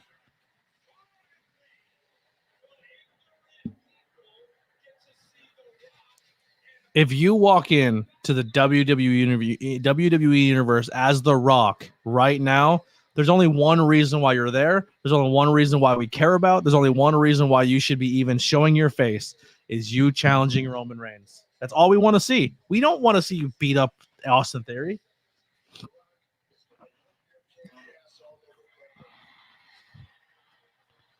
What happened to Chase U? I'm not really sure. I'm still getting new to NXT, so I don't really know like a lot about Chase U. I just know I like Thea Hale. The funny thing about this is this move was completely made to be a joke to make everyone laugh, and it became his finisher. Yeah, I know that guy. It's Pat McAfee. Yeah. I have a question though. Seriousness. What's up? Is The Rock heel? Rock's always been that tweener where he's a babyface, but the same things he would say is a bad guy is a good guy. Got you. That's how most characters get really popular in wrestling. Like Stone Cold was a bad guy, but then just started doing Stone Cold stuff to good guys or to other bad guys, and then became popular. Roddy Piper was that. The Rock was that. MJF has become that, where he's still MJF and he still makes fun of people. All I'm saying is like, I think it's the comparison that I was gonna make was ironic because Maui, you haven't seen Moana, so it's difficult to What are we joke with talking you, but about? The Rock. Yeah. Rock in general, right? Maui was not a good guy or a bad guy. I just feel like he's always that in-betweener. Yeah. He just has a swagger that he can be both. Yeah. Sorry, what do we got? I found a soundboard for you, sent you a DM, has a ton of random wrestling sounds. Okay. Can I download them off of that board and upload them? That's the main question. If I can't download them, then they're really Useless. I want to be able to put it on onto his mixing board. Oh, that's a whole Dropbox full of soundboards. I could definitely download these. That's exciting.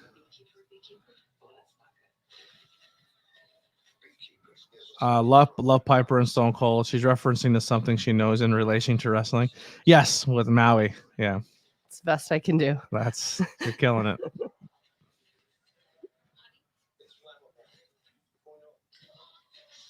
Let's see what we got here. Let's see what these soundboards look like. Why don't we see what they sound like? Crowd chants.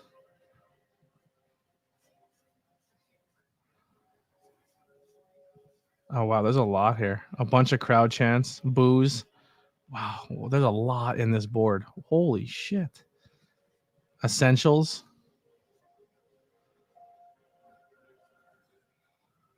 Oh, the 1, 2, 3 and bell is clearly from a video game. I love that. That's a real 1, 2, 3 and bell. You suck, James. Like that. Oh, a lot of these are gonna Hasbro. What the fuck is that? What are these Hasbro sounds? I feel like it's from a game. Like it's just the sound. Like Yeah, that's the it's like sound from- of a bell. It's like from a toy. A toy, yeah. It's like a Hasbro toy line. That's funny. Referee noises. Wow. What else we got here? So these are a lot of wrestling sounds, but like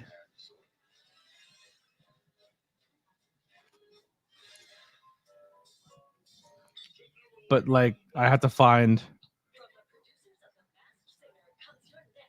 like stuff from wrestlers, like quotes from wrestlers. But this is a good start. I like this a lot.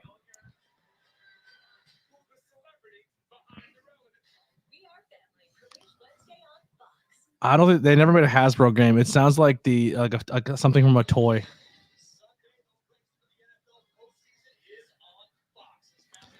Rams beat the Giants, Niners beat the Commanders, Eagles beat the Cardinals, Bucks beat the Saints, Texans beat the Titans, Seahawks beat the Steelers. All right then. We'll see. That's your lock of the week. Don't take that as real life. I don't know anything about football. I haven't watched it. Like I stopped watching football this season when my team got rid of all their best players. You remember Carmella, the wrestler? I don't think you've seen her yet. She's been away on pregnancy, but that's her husband. Oh, okay. Look at Bianca Belair. What a gem. I'm a mom. I like her. I like her wall. I don't know what the rest of the room that she's in looks like, but it's looking pretty regal. That looks like the section of the living room you're not allowed to sit on that couch. Mm-hmm. Like she's only doing it for the interview, but no one's allowed to sit in there. And then it has the plastic covers on it the rest of the time. Yeah, you can't be in that room. That's the off the limits room. Bought a couch that you're not allowed to sit on.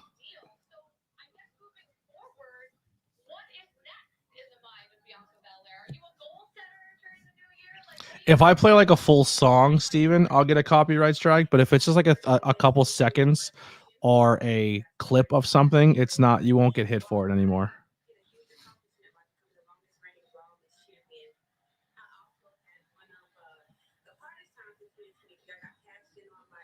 Yeah, I forgot how sick her gear looked in this show, Bianca, with her hair and stuff, with the blonde.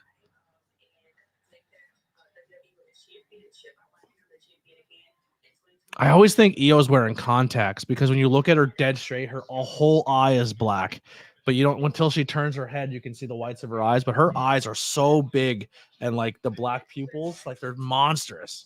I always think she's wearing like the shark contacts. What if I told you she is wearing contacts? Was she? They're sclera contacts. I don't know. Then it's working because her eyes are huge. Julie, what's going on? How you doing? Welcome. That's gonna be the story of 2024 is Bailey in that stable.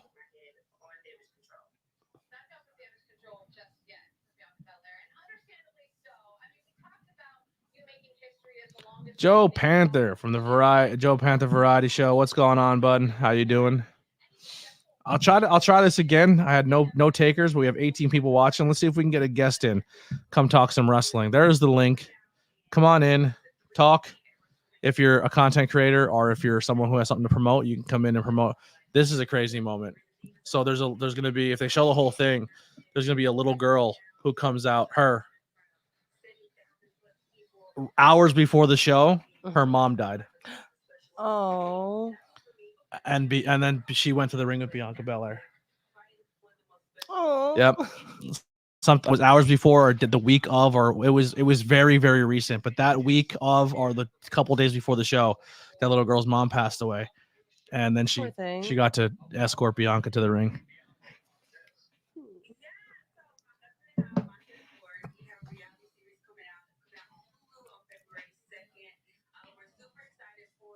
Oh, she's getting a reality show.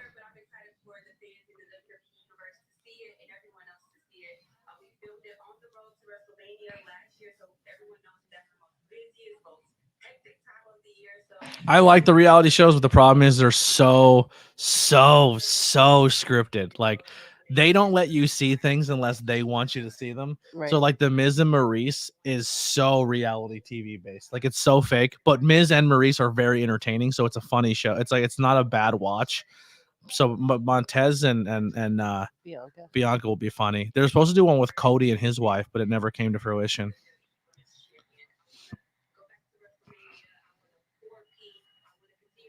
I really would join you, buddy, but you don't want to hear 3 screaming kids in the background. I appreciate that. Part of a complete breakfast. I don't know what that's for, but we do have a guest going to come in and hang out with us for a segment or two. Come in and do some plugs, but also a fellow content creator. I've been on his show a long time ago. Have not got the call back. I don't know what's going on. Maybe I'm not popular enough. We'll roast him a little bit and find out the truth behind that. But from the Joe Panther, he's Joe Panther the Third from the Joe Panther Reality Show. He also, or the Joe Panther Variety Show. He does a Ghostbusters podcast. There's a whole bunch. I'll let him talk about it. But the guy's loaded up with content. But we're gonna bring him in. Joe Panther the Third. What's going on, bud? Not too much. What's going on, man? I was like trying to. I was like one. It's like dudes at ringside, twins at ringside, ghost head. Dude, I have like 4 podcasts now. That's like. I'm already bald, and my mustache is getting gray. I'm gonna have to start using that fun stuff. But man, what's going on, ABJ? It's awesome to be on here, man. Hey fans, it's me. It's the man with the three in his name. It's Joe Panther the Third. Man, this year has been really interesting for me. Yeah. So, yes, going solo from the guy I worked with for 3 years. And this podcast is still going on. I just finished the year. I had a really nice guest on the end of the year. My podcast with Sabrina had our season finale, and we were just chit-chatting and talking about the year and talking about our little backstage melee thing we started during the middle of the year. Oh, yes. I thought you were literally part of a backstage melee. Oh, that's you know, it's funny when people tell me I told them the backstage melee. They're like, you got in a brawl, and I'm like, No. Well, one of the shows that Sabrina works at actually had in 2023 a backstage melee. Oh, gee. Oh, God. Yeah, they legit had one. It actually happened. Oh, God. Wow. Yeah. Wrestling. You know, Pro it's funny. wrestling. I work in a place. I work in a resident home, and literally, when I say I do Oh, you a love that wrestling moment. podcast, I have to specify that it's on the internet. And the resident is like, "Oh, you're a radio star? That's so cool." I'm like, "No, internet." They're like, "Wow." Yeah, any jabroni can get on the internet. It's And get we're a not microphone, famous. buy a cool Yeah. microphone. We all think we're radio stars now. Elvis Duran and Z Morning Zoom must laugh at me every time they get a message on Instagram going, "Elvis Duran, I loved your stuff." He goes, "Yeah, internet boy." So who's been some of your favorite interviews this year? I had a girl from Scotland named Axe Murder. Yes, the name sounds like really bad. In America, they'd be like, "Can you change your name?" That sounds kind of murdery. Axe Murder, she was hilarious. We just talked about like her career, the matches she's had this year. I joked about her name. I said, America, they'd probably be scared to even promote, unless you're a deathmatch wrestler. I interviewed I re-interviewed a female wrestler from Canada, Jules Malone, and she went into detail about a segment that happened during a match that I have to tell people that what happened to her during the match through my teeth. Like I'm gonna get told, "Joe, you're going to go a little too far." Like, like she got stapled during a match, and people go, "Yeah, stapled like to the ring." Yeah, and Wow. then I had the girl that wrestled her, Randy West, told her side of the story. Are you familiar with the deathmatch wrestler Randy West? I have not. No. She told me her side of the story, how she got the idea to staple her, and I was like, "Wow, I just got both sides of the story." Like, Who's some of your your wants for 2024? Some people you want to interview, people you want to get on the show, people that are on your list that you want to talk to. I definitely want to have those. I can't think of their names. They lost the trios match, the Italian guys. When they changed it, they just changed their names from PPW. South Philly's Finest? Yes, I've been dying to have South Philly's Finest on Dudes. They changed it. They're not South Philly's Finest no more? That's what I heard. That's where they changed the name. It was I hope not. They have like 100 t-shirts they sell every single show. That'd be I don't know, that maybe it's PPW name they changed, but it's like the cutting board or whatever it was called. interesting. Is that their trio's name? Maybe the trio's name is called the cutting board or the cutting board. It'd be a horrible financial marketing move if you change your name. Do they have a new t-shirt they're like me. They're like they have more shirts than I do.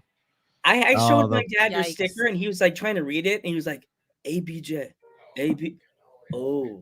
Yeah. Ha ha ha ha. Frequently It's get my that dad looked reaction. like the seagull. My dad literally looked like the seagull from Family going, ha ha ha ha. So who else is on your list? You got South Philly's Finest. Who else? South Philly's Finest. The man, the myth, the legend, right here, Mr. ABJ, come back. But you always wanted to come on and do an interview with you. And then you picked a date, man. When you picked jabronis to interview. I'm not going to say the name you gave me to come on and do the show with. I was like, I'm not interviewing them. Yeah. I wouldn't even want them on my show. there's a lot of it's so hard because there's so many wrestlers in Pennsylvania that they don't really use Instagram, that have only Facebook, that I've messaged and they're like, yeah, I'll do it. And then they never get back to me at the day of the show. That happens a lot, man. It's honestly, just from my experience and talking to wrestlers at shows, I just think there's such a gap between the contents. But I'm very fortunate and lucky that I've made friends with a lot of them.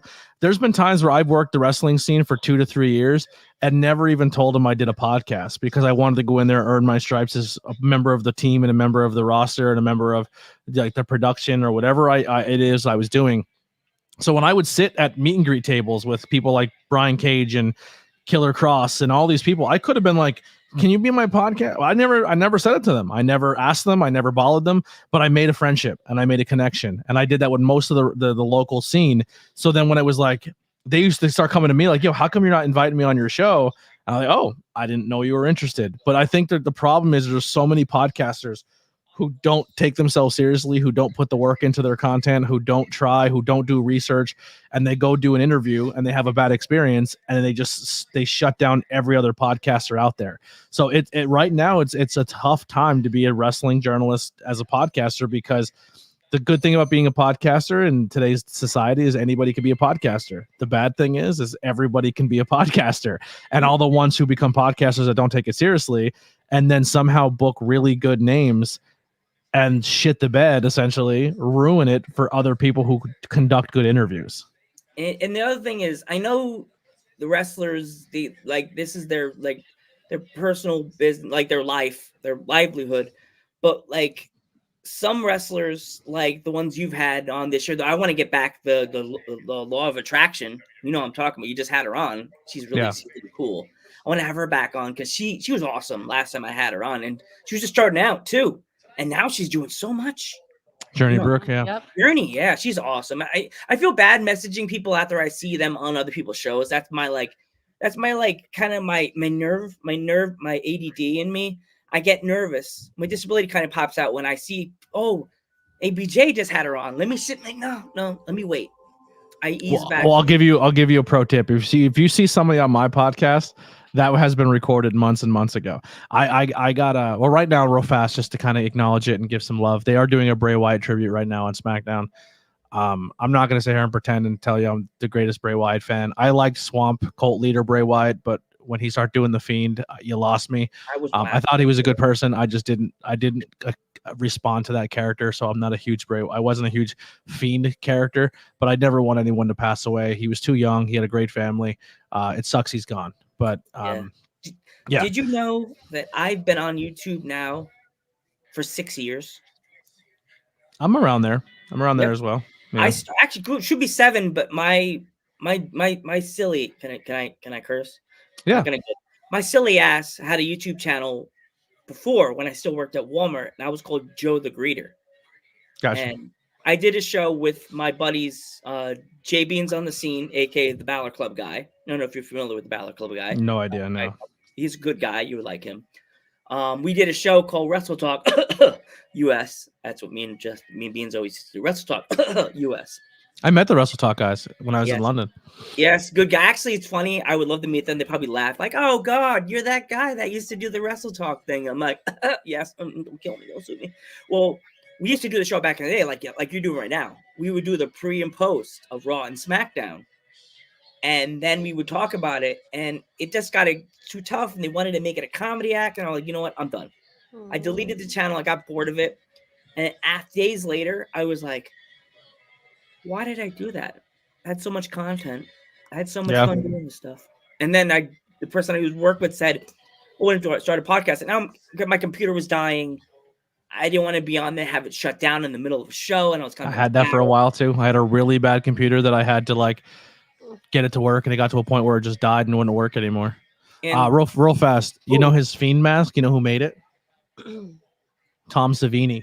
I was about to say that. I heard that. Tom Savini was a special effects artist for Friday the 13th. He essentially gave the look to Jason. He was the a special effects artist for Dawn of the Dead movie. He's a famous special effects makeup artist, but he did the Fiend mask. That was my only part about the Fiend mask I really liked, is because I love Tom Savini. I met him once. Unfortunately, I don't have the autograph anymore. That sucks so fucking bad. It was my only pride and joy, was that autograph, and I don't have it. It sucks. Well, I don't know. I regret deleting the channel because I had Wrestle Talk on there, and I could have brought so much more to there. But now that I'm working on my own, I feel that my interviews are going smoother. And my advice is that if you do a show and you love something so much, just continue what you're doing. And if you feel that the interview is good going 15 minutes to 20 minutes, do it. You get your point across in 15 to 20 minutes, you're done. Yeah. So anyone else on your list before we cut out here that you would like to interview? Yes, I can't even think. There's so many people that I want to interview this year. It's kind of hard because there's so many good talent out there. that like if you're watching this, because ABJ is the man and his show is phenomenal. You do some great stuff, ABJ. Appreciate that. Thank you. Flowers, man. Here's your awesome flowers, bro. I try. You get that red and black flower for the wolf, man. You get the panther. You get the panther flowers for the day. Here you go. Are you gonna be at PPW this week? Our next show? I'm trying to get there. My dad has been feeling a little under the weather, so I'm gonna try to get there. I got. Did you see who got announced to be at PPW next show? Yes, a few people. Izzy, right? Izzy Burke. Yeah. Mhm. Are they doing a battle royal? Because all these new wrestlers keep getting signed. I don't know what they're doing, to be honest with you. I don't know what their debuts are or stuff, but yeah, there's a lot of people coming. Yeah, it looked good. I like it. Journey Burke will be there. Cosmic will be there. Sammy Chaos, Brad Baylor. I heard a lot of cool stuff about Brad Baylor. Miami Mike Walker will be there. That's a guy I want to pick his brain and possibly get him on the show. CRX is going to be there. That's a good one. But the one I'm most excited for, well, two I'm most excited for are two of my homies in wrestling right now. I'll put them up on the screen. So if you're in Broadheadsville area for PPW coming up soon, two people who have been on the podcast, guests of the show, will be in attendance. Also, someone who used to be a fixture at PPW, and she's coming back after a time away. The first one, Journey Burke, coming to PPW. Great photo, by the way. Journey Burke killing in that photo. Returning back to PPW, Cosmic, and then making his PPW debut, my guy Ricky Price. Love Ricky. Ricky's the bomb. That's another guy. I've been dying to have him on for like 2 years. Good luck. I know. I even got a short interview at the show. He's tough. He's tough. He's another one that he says, if I'm going to give my time, they better be doing their homework and their prep. He's another one that's done a lot of podcasts, and he's done podcasts of people who don't take it seriously. And he's like, I'm not wasting my time with that anymore. Yeah. He's very hesitant. Yeah. Me and him were talking at the show. See, I wish we would have been at the one in at the brewery, at the one in Scranton, the Smash Masters. I don't go to Smash Master shows. I was there though. My guitar got smashed that day. Mm. Yeah, I got to a point, man. I go to a promotion, and if I feel like, and I'm not trying to sound like a diva, but I put a lot of time and effort into my craft, and I put a lot of time and effort into the scene, and I put a lot of time and effort into what's going on. And this is not just a Smash thing. This is I've been doing this with a lot of promotions. If I show up at your show, and I cover your show, and I talk about your show, and I put your show on here, and you can't retweet or talk about it or give me the same respect I give you, I'm not being a part of your promotion anymore. That's just all there is to it. So if I show up and I work my ass off for you, and I feel like it's not being reciprocated, I'm gone. Because I'm not trying to be a dick, but I work too hard for this. I've lost too much for this. I put too much time and effort. I've lost cars. I've lost marriages. I'm not playing games no more. Like, this is not something it's just a hobby for me. So if I show up at your show and I consistently put your product over, and you can't find a spot for me or find something that I can do to get myself over as well, even though I gave your platform a spot, then I move on. Yep. And no hard feelings. It's just business. I feel the same way. I've gone to shows, and it's a really, really small show. I went to one in Allentown, PA. I'm not going to say the name. Promoter's really nice. He's an old school wrestler. I went there and thought maybe because the name of the podcast is really big and people know dudes at ringside, maybe he would let me help them, help do something by the ring. He just looked at me like this. Okay. And I was like, nothing? I can't even help you? I can't help set up a chair? Help move something? Help move part of the ring? And I was like, I'm just going to sit here and watch. Wrestlers kept coming up to me and talking to me. I didn't know half of them. But still, that's the day I did all the interviews I told you at the show. Everybody was just asking me to interview them. I'm like, who is that? I didn't know. Well, that's the thing. Like, not knocking you, but this is something you should look into going forward. Like, if you show up at a show, before you get there as a journalist, you should know the roster. You should know who's going to be there that day. You should. So if someone does come up to you, you're like, oh, okay, I've been looking into you. But like, if someone comes up to you and goes, oh yeah, hey, and you're like, I have no idea who you are. They're like, okay, cool. And then when you reach out, because here's the thing, man, if you have that one moment, and this is just talking shop here, if you have that moment where you go up to a wrestler and they feel like you have not done their homework or you dropped the ball in that situation. I've been there, man. I've been backstage. They all talk, like, and because I'm a podcaster, I hear a lot about other content creators, and a lot of them will ask me, like, what do you think of this guy? What do you think of that guy?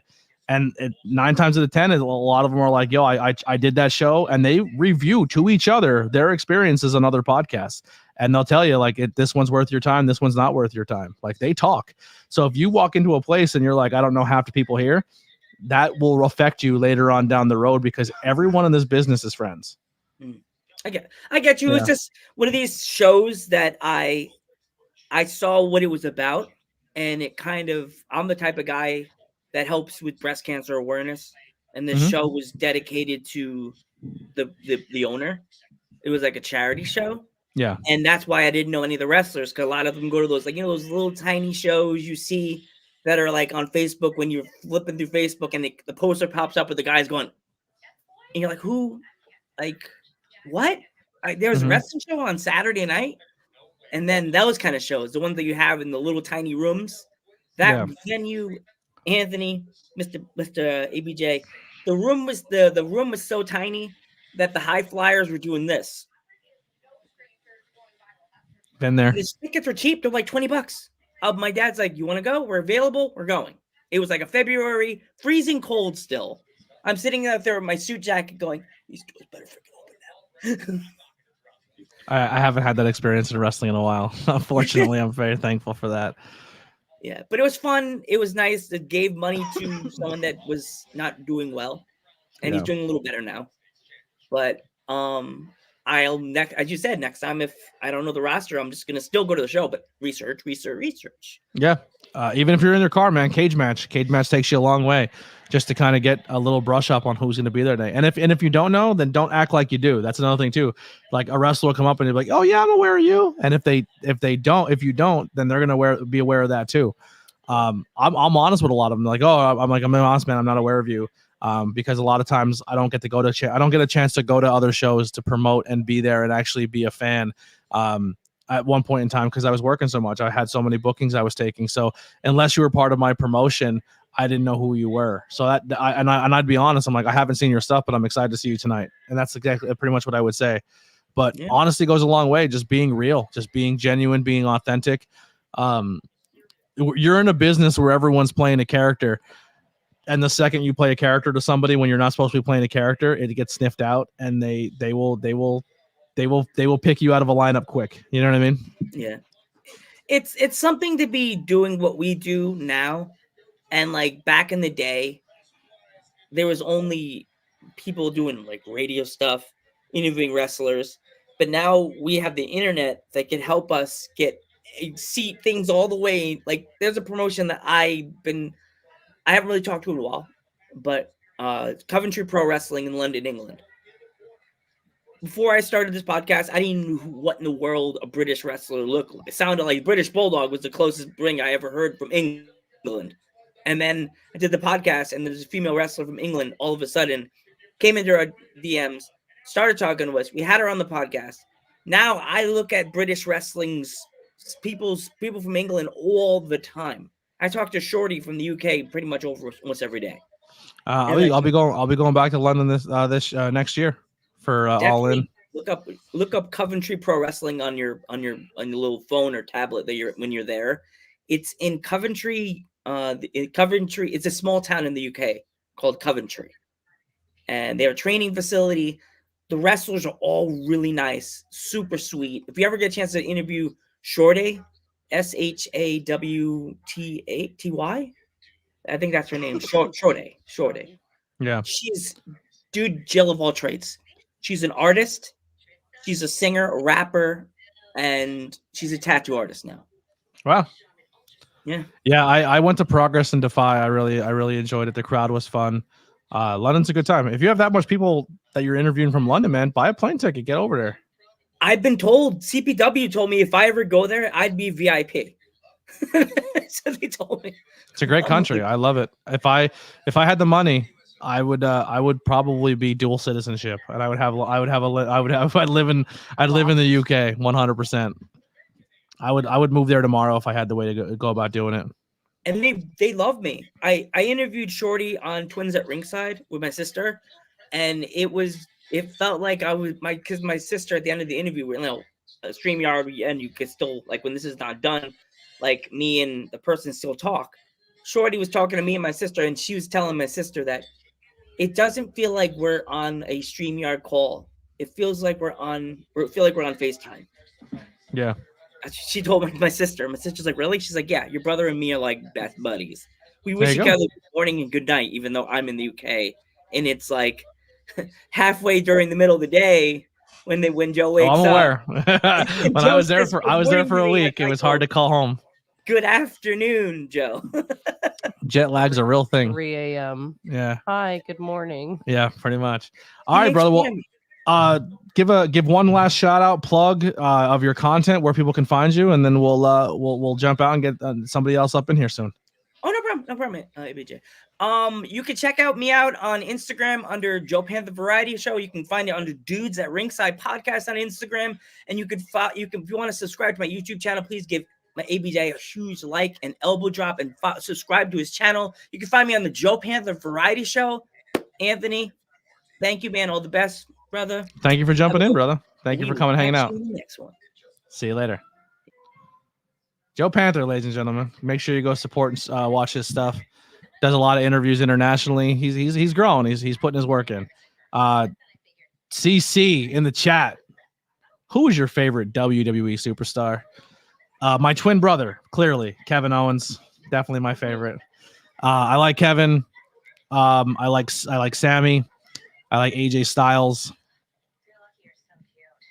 Who am I forgetting? There's probably somebody else. WWEroster.com. Everyone moves around so much. Let's see what we got here. I love Seth. Rhea's good. Io's good.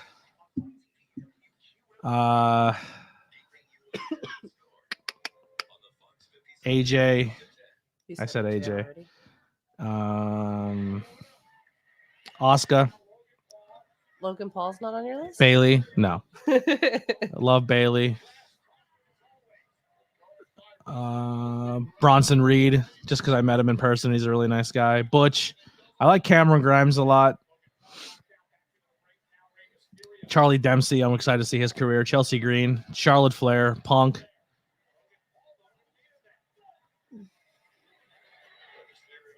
Just kind of going through the roster here and looking. But my favorite is definitely number one is Kevin Owens. I like Indy Hartwell a lot too.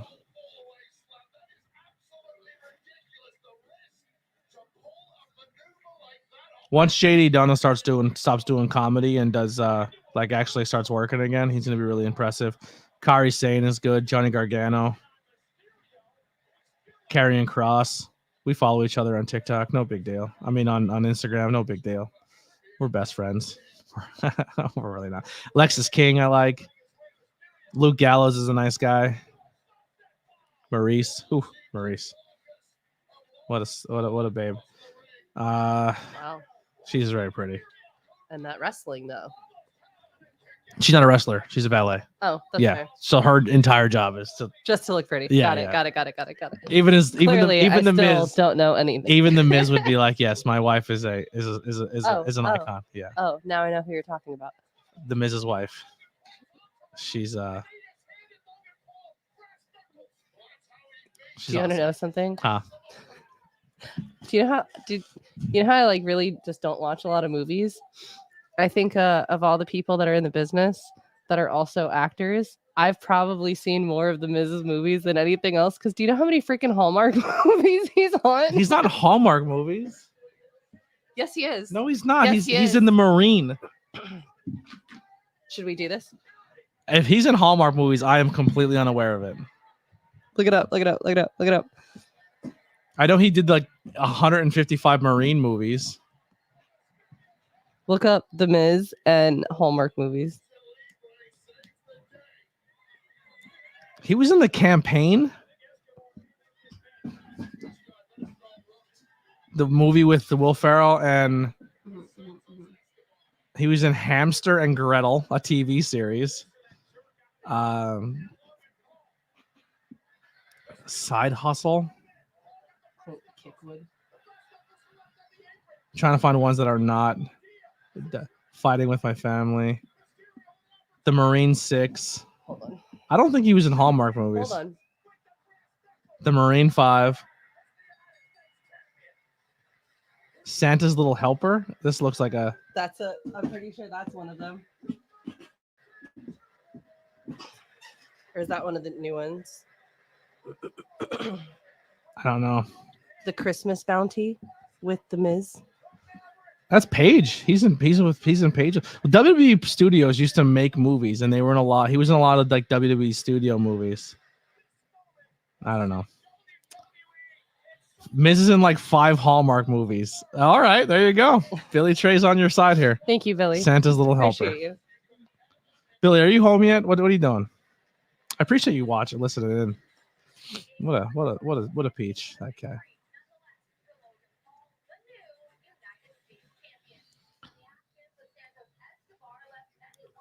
Santos Escobar. You mean King Cuerno? King Cuerno. Another guy that had so crazy. Another guy who had no business wearing a mask. That's the guy I said what the day Jorge Wapo showed up at the sanctuary. I was like, "Yo, fucking Andrade's or not Andrade? Santos Escobar's here because he looks like Santos Escobar. Yeah, I'll give you that one for sure.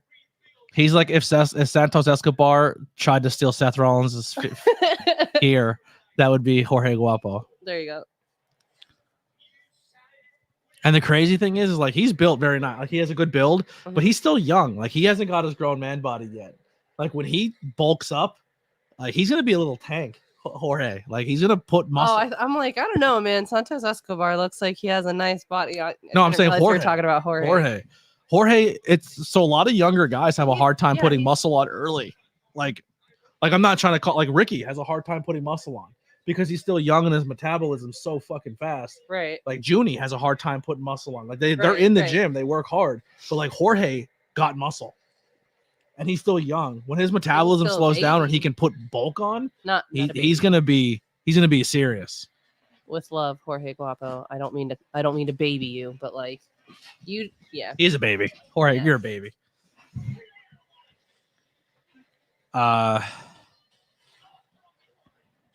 Bro, my car's lock malfunctioned while I was getting back after I grabbed food, so I'm trying to figure that out while I eat and chill here. Okay. All right, no problem. Are you locked out of your car? Santos Escobar and Los Lorenos teaming up against the LWO. Yeah. His team. It's going to be Santos Escobar and 2 guys who I really like in the company that haven't been around in a long time. Angel Garza and Humberto. No, I don't know. The other guy, I always forget his name. I almost said Humberto Del Rio, but it's not the right person. I don't know the other guy's name. I always mess up on it. Los Lotharios. But I really like Angel Garza. I think Angel Garza has a future. My cousin?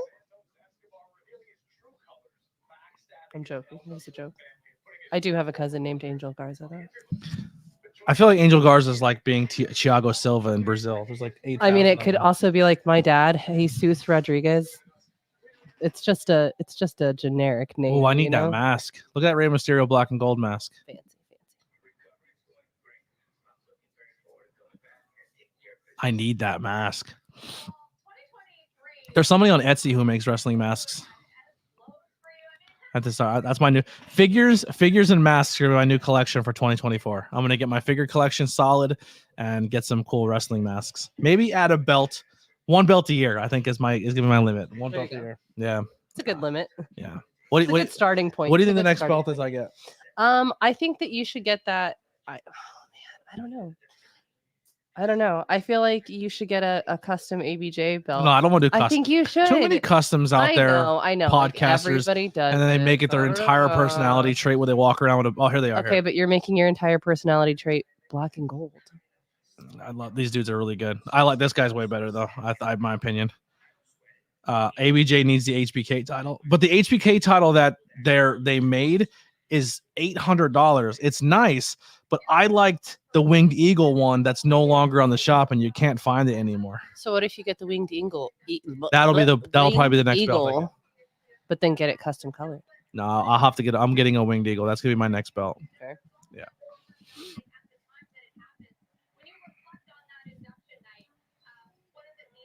A podcast That's the mask mask. you need to get right there. His induction night mask. Where that's the one. No, I don't want That's that. the one. Yo, Rhea Ripley, look at that dress. Whew. Yeah, Rhea's. You know the funny thing. You know the funny part Mommy. was she was actually sitting next to her legit shoot fiance. Right. It was funny. Buddy Matthews was there. A podcast mask. That's interesting. I like that. There you go. Imagine if I got Lindsay to make. I was gonna say, have podcast Lindsay mask. make you one. Yeah, that'd be sick. The next belt I will get though is definitely going to be the Winged Eagle. Billy the Kid just said, "I just had my first match." That's exciting, bud. How'd it go? Are you sore? Humberto Carlito. I don't know. Old IC. See, here's the problem. If I get the old IC title, I'd have to get 3 of them. I'd have to get the black, the white, and the blue because it's all the Sean belts that he had for the IC title. I loved Sean's run with the IC title. Oh, so good. Oh. I wouldn't mind getting Mommy's title too. Mommy's The and white Seth. one? The white. Yeah. That title's growing on me. I like the white version and the black version. Mhm.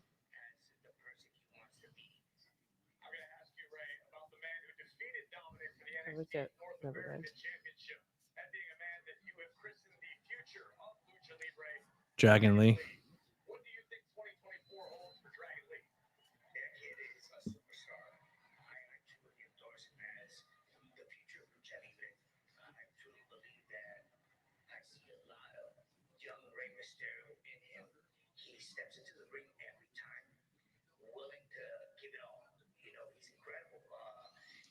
I want to get a Ray Phoenix mask as well as a Penta mask as well. Mhm. Big Gold will definitely be a belt I'd like to get. Can you hand me my Lindsay mask? I'll show it off one more time for people who maybe hasn't seen it. Can I have one stitch. Yeah, left. gotta finish it. One stitch left. We're gonna put the link out there again if anybody wants to join in, talk, post it up.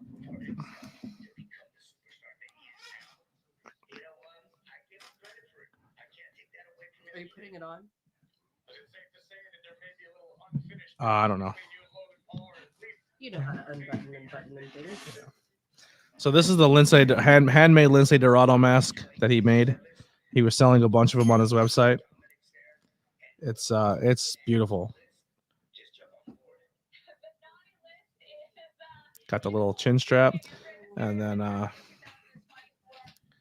signed by Lucha Lid himself.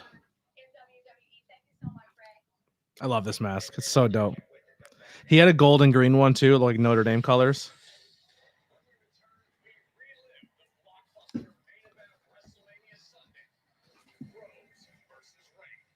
It's so impressive, like looking at the inside though of all of his like his, Stitches? yeah. He's clean, man.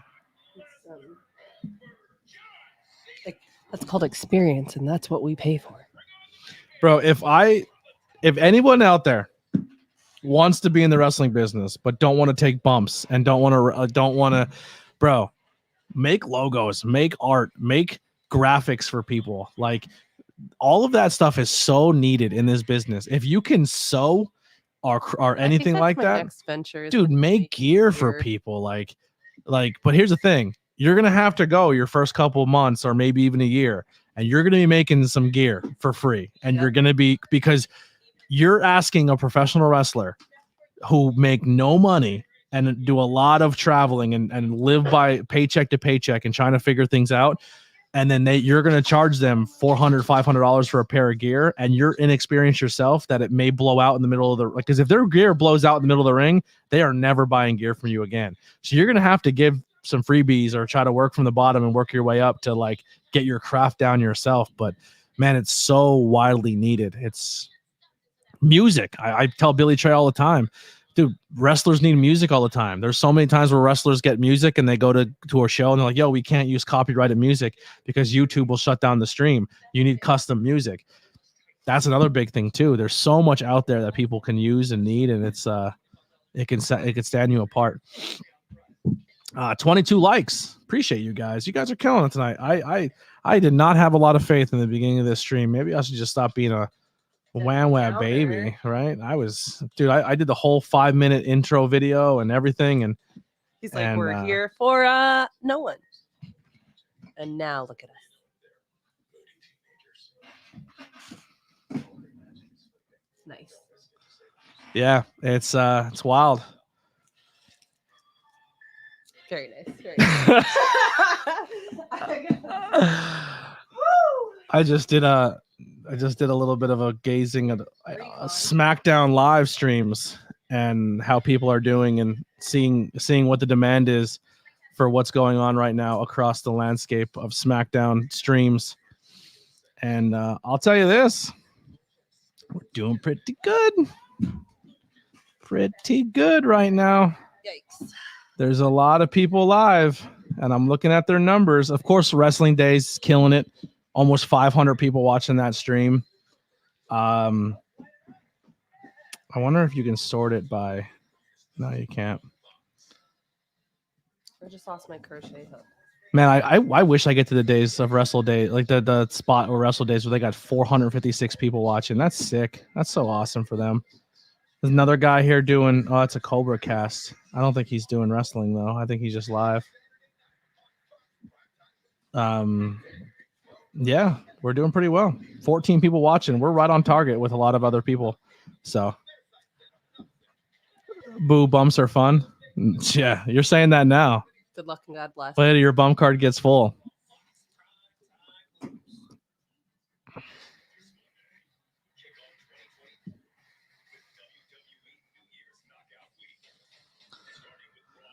We're getting there. Dude, remember when 15 was the goal? We might have to up it soon.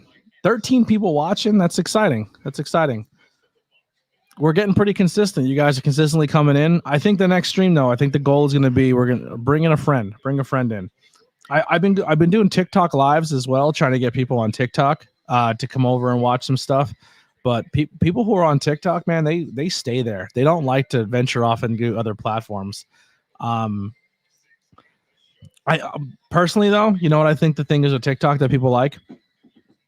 TikTok counts your viewers. So say if one person leaves, then comes back, and then another person comes in and then leaves, someone scrolls by and sees it, it counts all those as viewers. Mm-hmm. So it'll tell you have 1,000 people watching you, and your endorphins kick in that you have 1,000 viewers, but it's not actively 1,000 people watching you. That's just how many people have watched it. Popped in, popped out.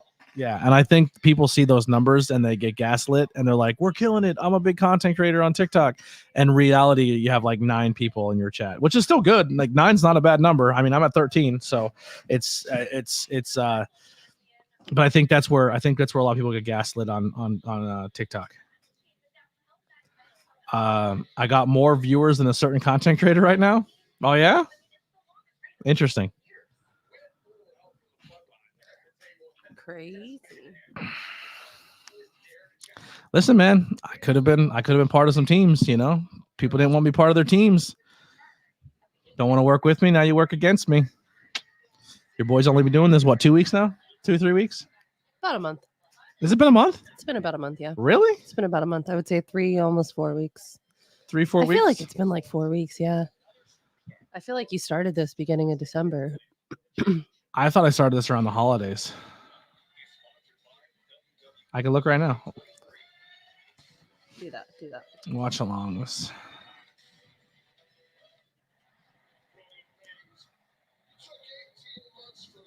It's the oldest one you have, like December 4th.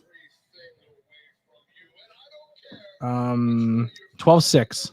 Day after 5th. my birthday, I started. There you go. So I started at the beginning of December. So almost a month. Almost a month. We've been doing this almost a month.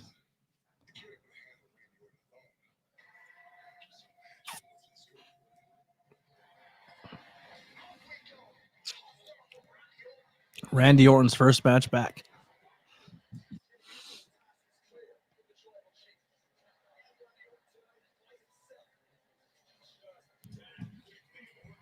Maybe somebody can help me out with this because I'm confused.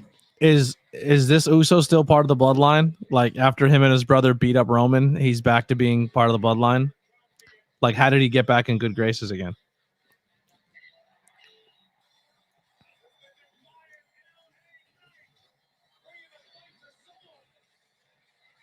Oh, that's the good Uso.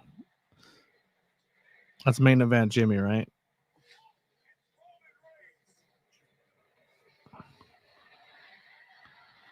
At least they're at a point now where like everybody wants a part of Roman, so that's at least getting exciting. Where like people act like they want the world title. Like Karrion Kross is saying he wants the title. LA Knight wants the title. Randy Orton wants the title. Cody wants the title. So at least people are like acknowledging the fact that world champion is there and they want it, which is good because for the last 2 years, everyone's like, who cares? Like, I don't care about the title. Dude, I love AJ.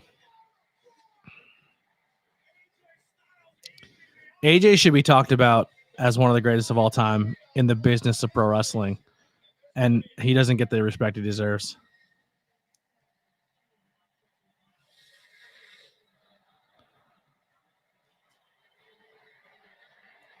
I was growing my hair out the same time AJ was. Yeah. And we both had that weird soccer mom hair at the same time.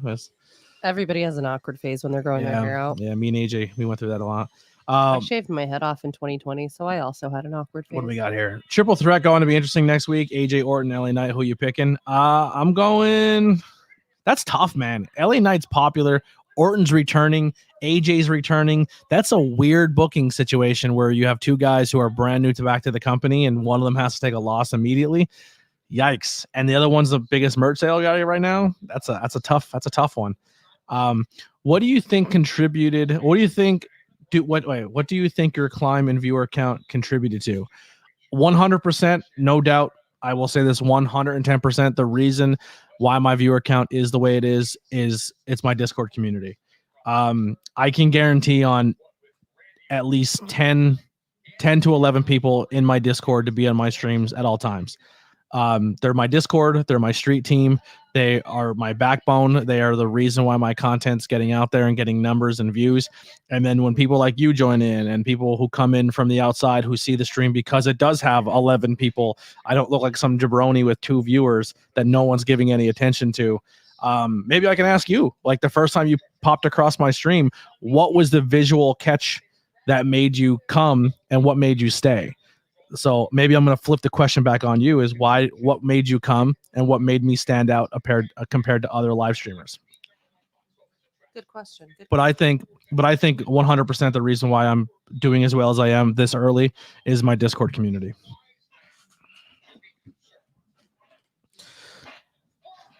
Like Steven, like Jake, like Hunter, like Raz, like Anastasia, like Kai, Billy when he's not locking himself in his car. And then people like you, Henry, or CC, or people who've been here every single show who've just been coming and hanging out. Like, that's all great.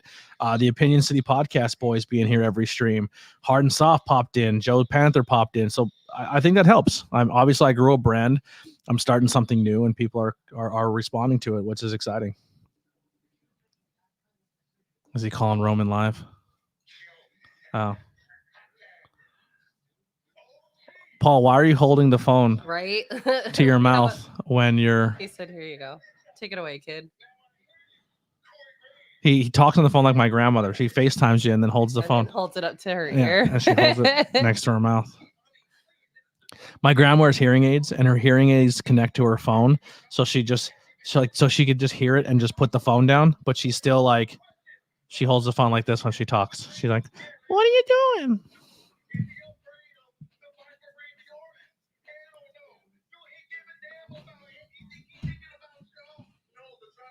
Look at his little puppy.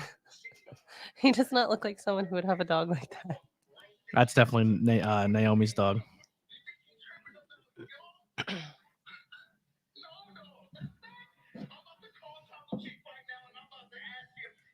Your grandpa too? Appreciate it. Actually, I just posted Billy in my TikTok, on my Instagram. One of my highlights, I posted the figure you made me. It's in my highlights on Instagram.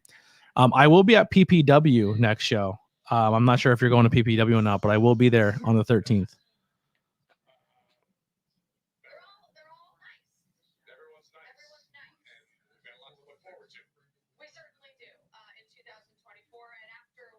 Just heard from Jimmy Uso. I can't wait for next Friday night. I mean, the New Year's Revolution edition of Smackdown, where we will get an answer. We will Got to get that logo, New Year's resolution logo for my next thumbnail.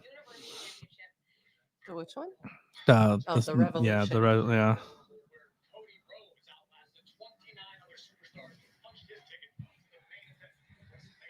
Yes, Cody has had one mission since returning to WWE, capture the only title that eluded his family, the WWE Championship. So, stage was set for WrestleMania Sunday. Cody Rhodes challenging Roman Reigns. Could the American That Nightmare Diva girl, she has 85 people watching. She's killing it too. That's awesome, man. I love seeing people grow, are doing cool things. It gives me hope. This guy has one viewer. I feel bad for him. Let's see what his setup looks like. Ooh.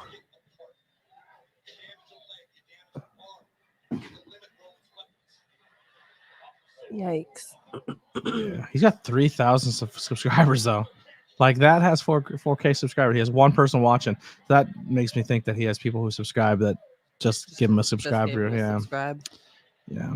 That's the thing. Everyone's like, yo, hit that subscribe button. But it's like, I kind of only want you to hit the subscribe button if you're going to Actually going to be around. if you're going to stick around and watch. I don't want 1 million subscribers and then only pull in 2,000 views per episode. You know what I mean? Like, I feel like that's kind of defeats your whole purpose. Your account looks fraudulent.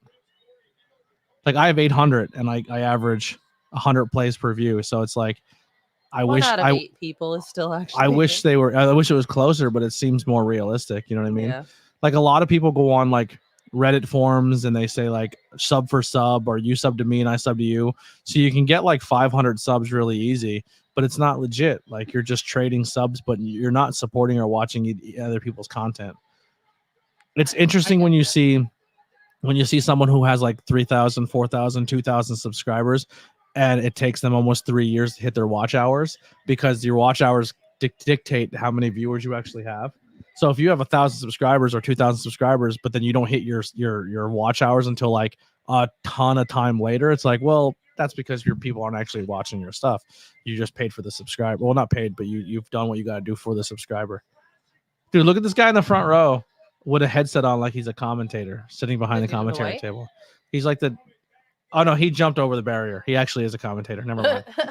He jumped the barrier. I was about to say, dude's like Dave Adams out here. He wasn't on the commentary team?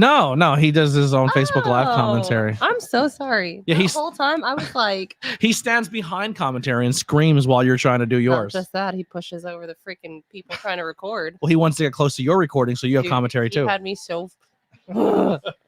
He was the bane of my existence. He's a nut. I don't mind it. Like, do what you got to do. I think it was just make your content, but it's like, bro, other people are filming around you, and people are trying to watch the show, and you're screaming. It's one of those things too, is where like you go to a show and you make it about you and not about the. Someone actually said something after the match and was like, they were frustrated with him because they were close to the commentary table and they could hear you doing commentary, but they could hear someone else doing commentary too, and it was just. I want to. I'm not saying this to blow smoke up my own ass or make myself sound important, but I know people, when they know I'm doing commentary to show, they will try to buy tickets close to commentary because they enjoy hearing the commentary. So when they do that, and then there's a guy who's sitting there just trying to be louder than you. Yeah.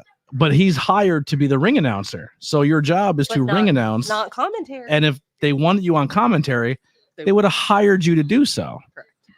So you screaming right near a live mic is just kind of disrespectful. I don't know.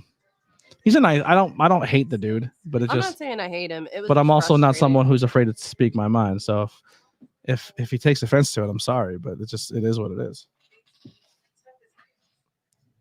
Imagine if I stood next to the ring while you're trying to ring announce and I was videotaping doing my own ring announcing. And this guy coming in. But I'm standing I'm standing right at the apron. Right. You know what I mean? Like, yeah. You should have just been sitting by the door of the cage match. It would have thrown would have thrown you off. Like if you're in the ring trying to do your thing and someone's doing the same thing you're doing, but they're not hired to be there and they're just making it about themselves because they want to get content, it's not a good look. This is why I suck in this business.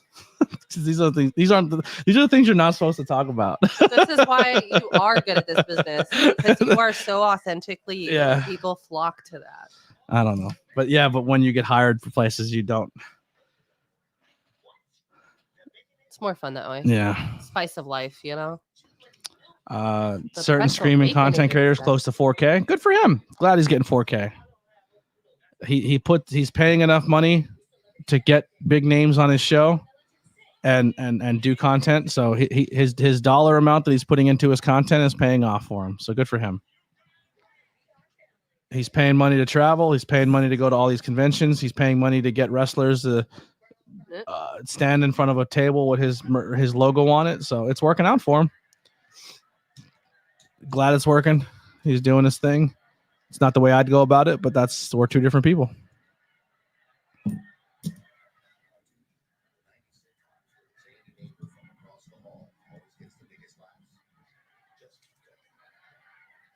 I feel like that's supposed to be a joke about Kramer. I don't know. It's terrible. It is. Terrible commercial. All right, we are back. Did I lose everybody with my rant? Like the entire chat stopped. Did everyone get awkward here? Sorry. He's not really sorry. No, I don't care.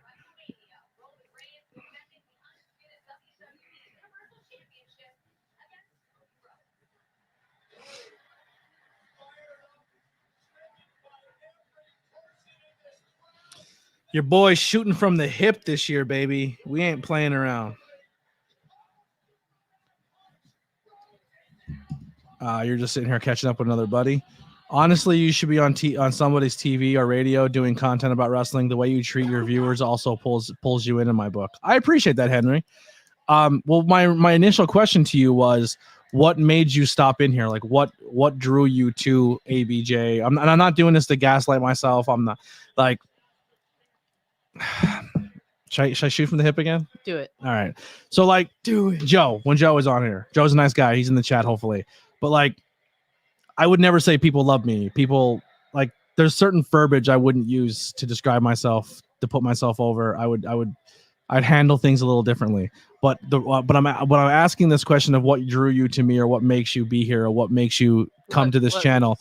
What made you stay? Back? Is it my quality of my microphone? Is it the background? Is it me? Do I have a cool face? Is it the way I speak? Like this is the things that I'm curious about, of what I can keep building onto or giving you guys as content that makes engaged people stay. Because I it's fun to have people who lurk and who just come in here and they put it in the background and they don't say anything. That's fine. But you don't grow unless people are typing in your comment section, or if they're hitting their thumbs up. If they're not subscribing, they're there for not just your live stream, but all of your content. So like, since you guys have been here more, my live stream has been doing good. My live stream's killing all of my other content. But now you guys are actually going and listening to my interviews, which is good, because I want you guys to come in here because of I'm not scamming anybody, but my initial goal for this is, it's hard to grow as a content creator in professional wrestling when all you talk about is independent wrestling. Not everybody's into independent wrestling. Not everyone's into Northeast wrestling. And some of the people you interview, they don't really care about their image. So you interview someone and they don't share it out, and their viewers and followers don't come over.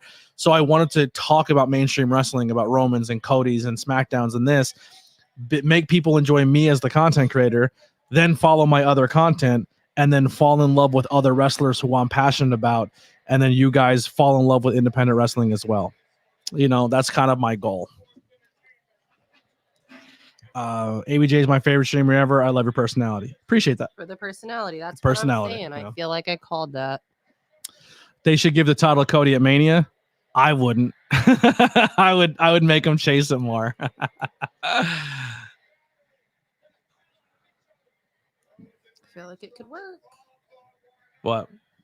Oh, you know. What are you making? I had an order. Well, I have 2 orders. So For what? Headbands? back to this. Yep. Somebody ordered 2 from me, so I'm trying to get them done. The way you speak clearly, and to be honest, I became more knowledgeable about the independent scene since watching your channel. Mission accomplished. Nailed it. Thank you. That's what I'm trying to do. I want people who watch weekly wrestling to explore other forms of wrestling as well. He doesn't just hit one of his finishers. This dude hits 3.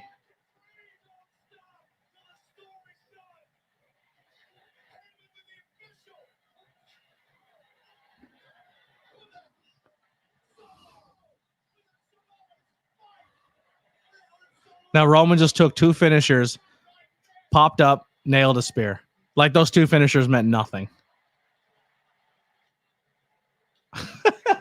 That's what I'm talking about. Like bro, he ate 2 finishers. Like, what? He ate just 2 happened? finishers, got picked back up for a third, had 3 seconds to recoup himself.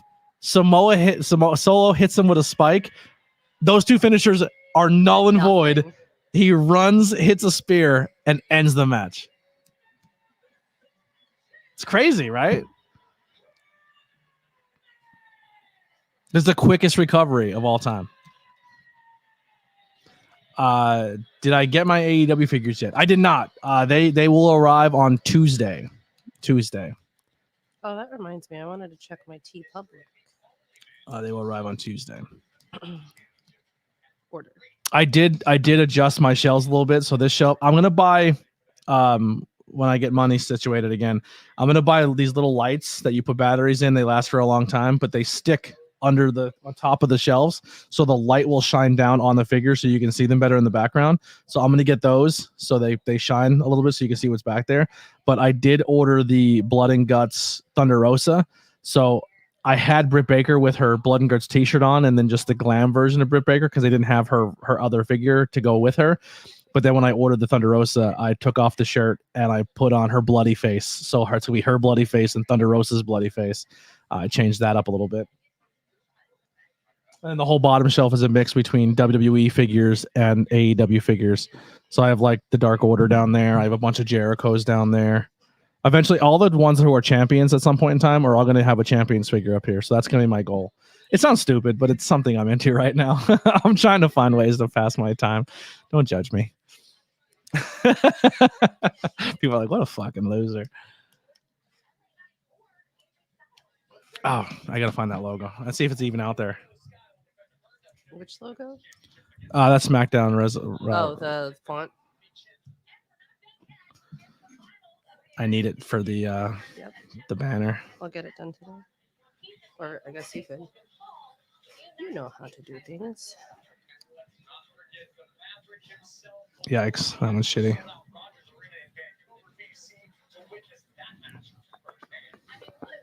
Oh, I'm dumb. It just occurred to me that you're literally just talking about like just the picture, not like the font. Oh, no. I You're just wanting need the graphic. I need this. Got you. But that's not a very clear image. I have to wait maybe closer. My internet connection is lost. You and Kevin Owens should be a tag team. I don't wrestle, but I'll hang out with Kevin anytime he wants. Leon, what are some of your favorite figures? I wish Billy was still here. If Billy's still here, we could talk figures all day. That kid's a figure. He actually made me my own figure. I don't personally own it, but he made one for me. Let's see if I can pull it up real quick on Instagram. I can share it to you guys. But there is an ABJ figure. There's a 1 of 1. I'm wearing like MC Hammer pants. It's pretty funny. Harem pants. Yeah. But essentially, my figure is a Kevin Owens head with an AJ Styles hair on it. Yeah, it's awesome. I like how we both just looked up for that. What? Nothing. Never mind. Let's see if I can scroll down. Oh my gosh, you're gonna be there all day. No, I deleted a bunch of stuff off my Instagram, so it's not as hard to go scroll back. I got rid of all of the reels that were on there, and I'm making my reels be on just the reels page and not on my actual page. Got you, not as a post. And I got just sick as of a doing reel. it over and over and over and over again, so I just deleted all my reels and started over. Just Nice. yeah, there's still some other reels and stuff or posts I got to get rid of though, but I'm just trying to make my page more based. Oh, here it is.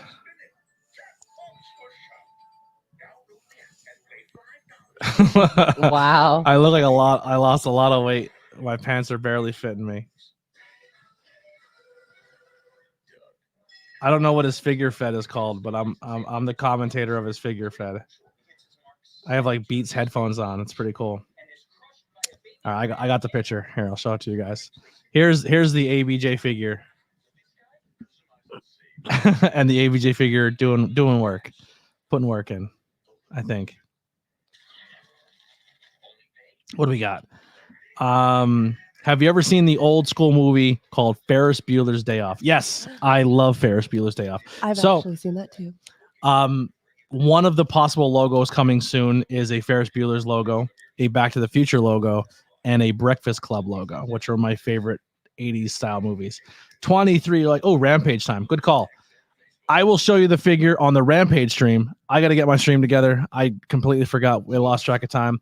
I'll see you guys next time. I appreciate you. We're leaving right now. Jump over to the Rampage stream before I even get there. Hit the thumbs up now, and I'll see you guys in a few moments. Here's some outro music by Billy Trey, the Converse Kid. We'll see you guys soon.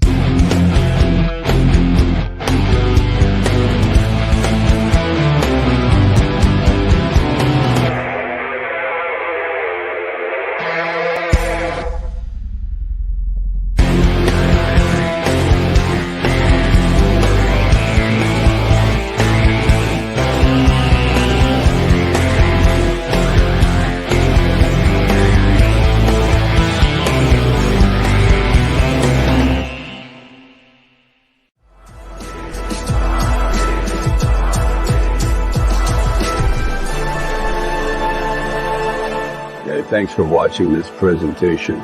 Like, share, and subscribe for more.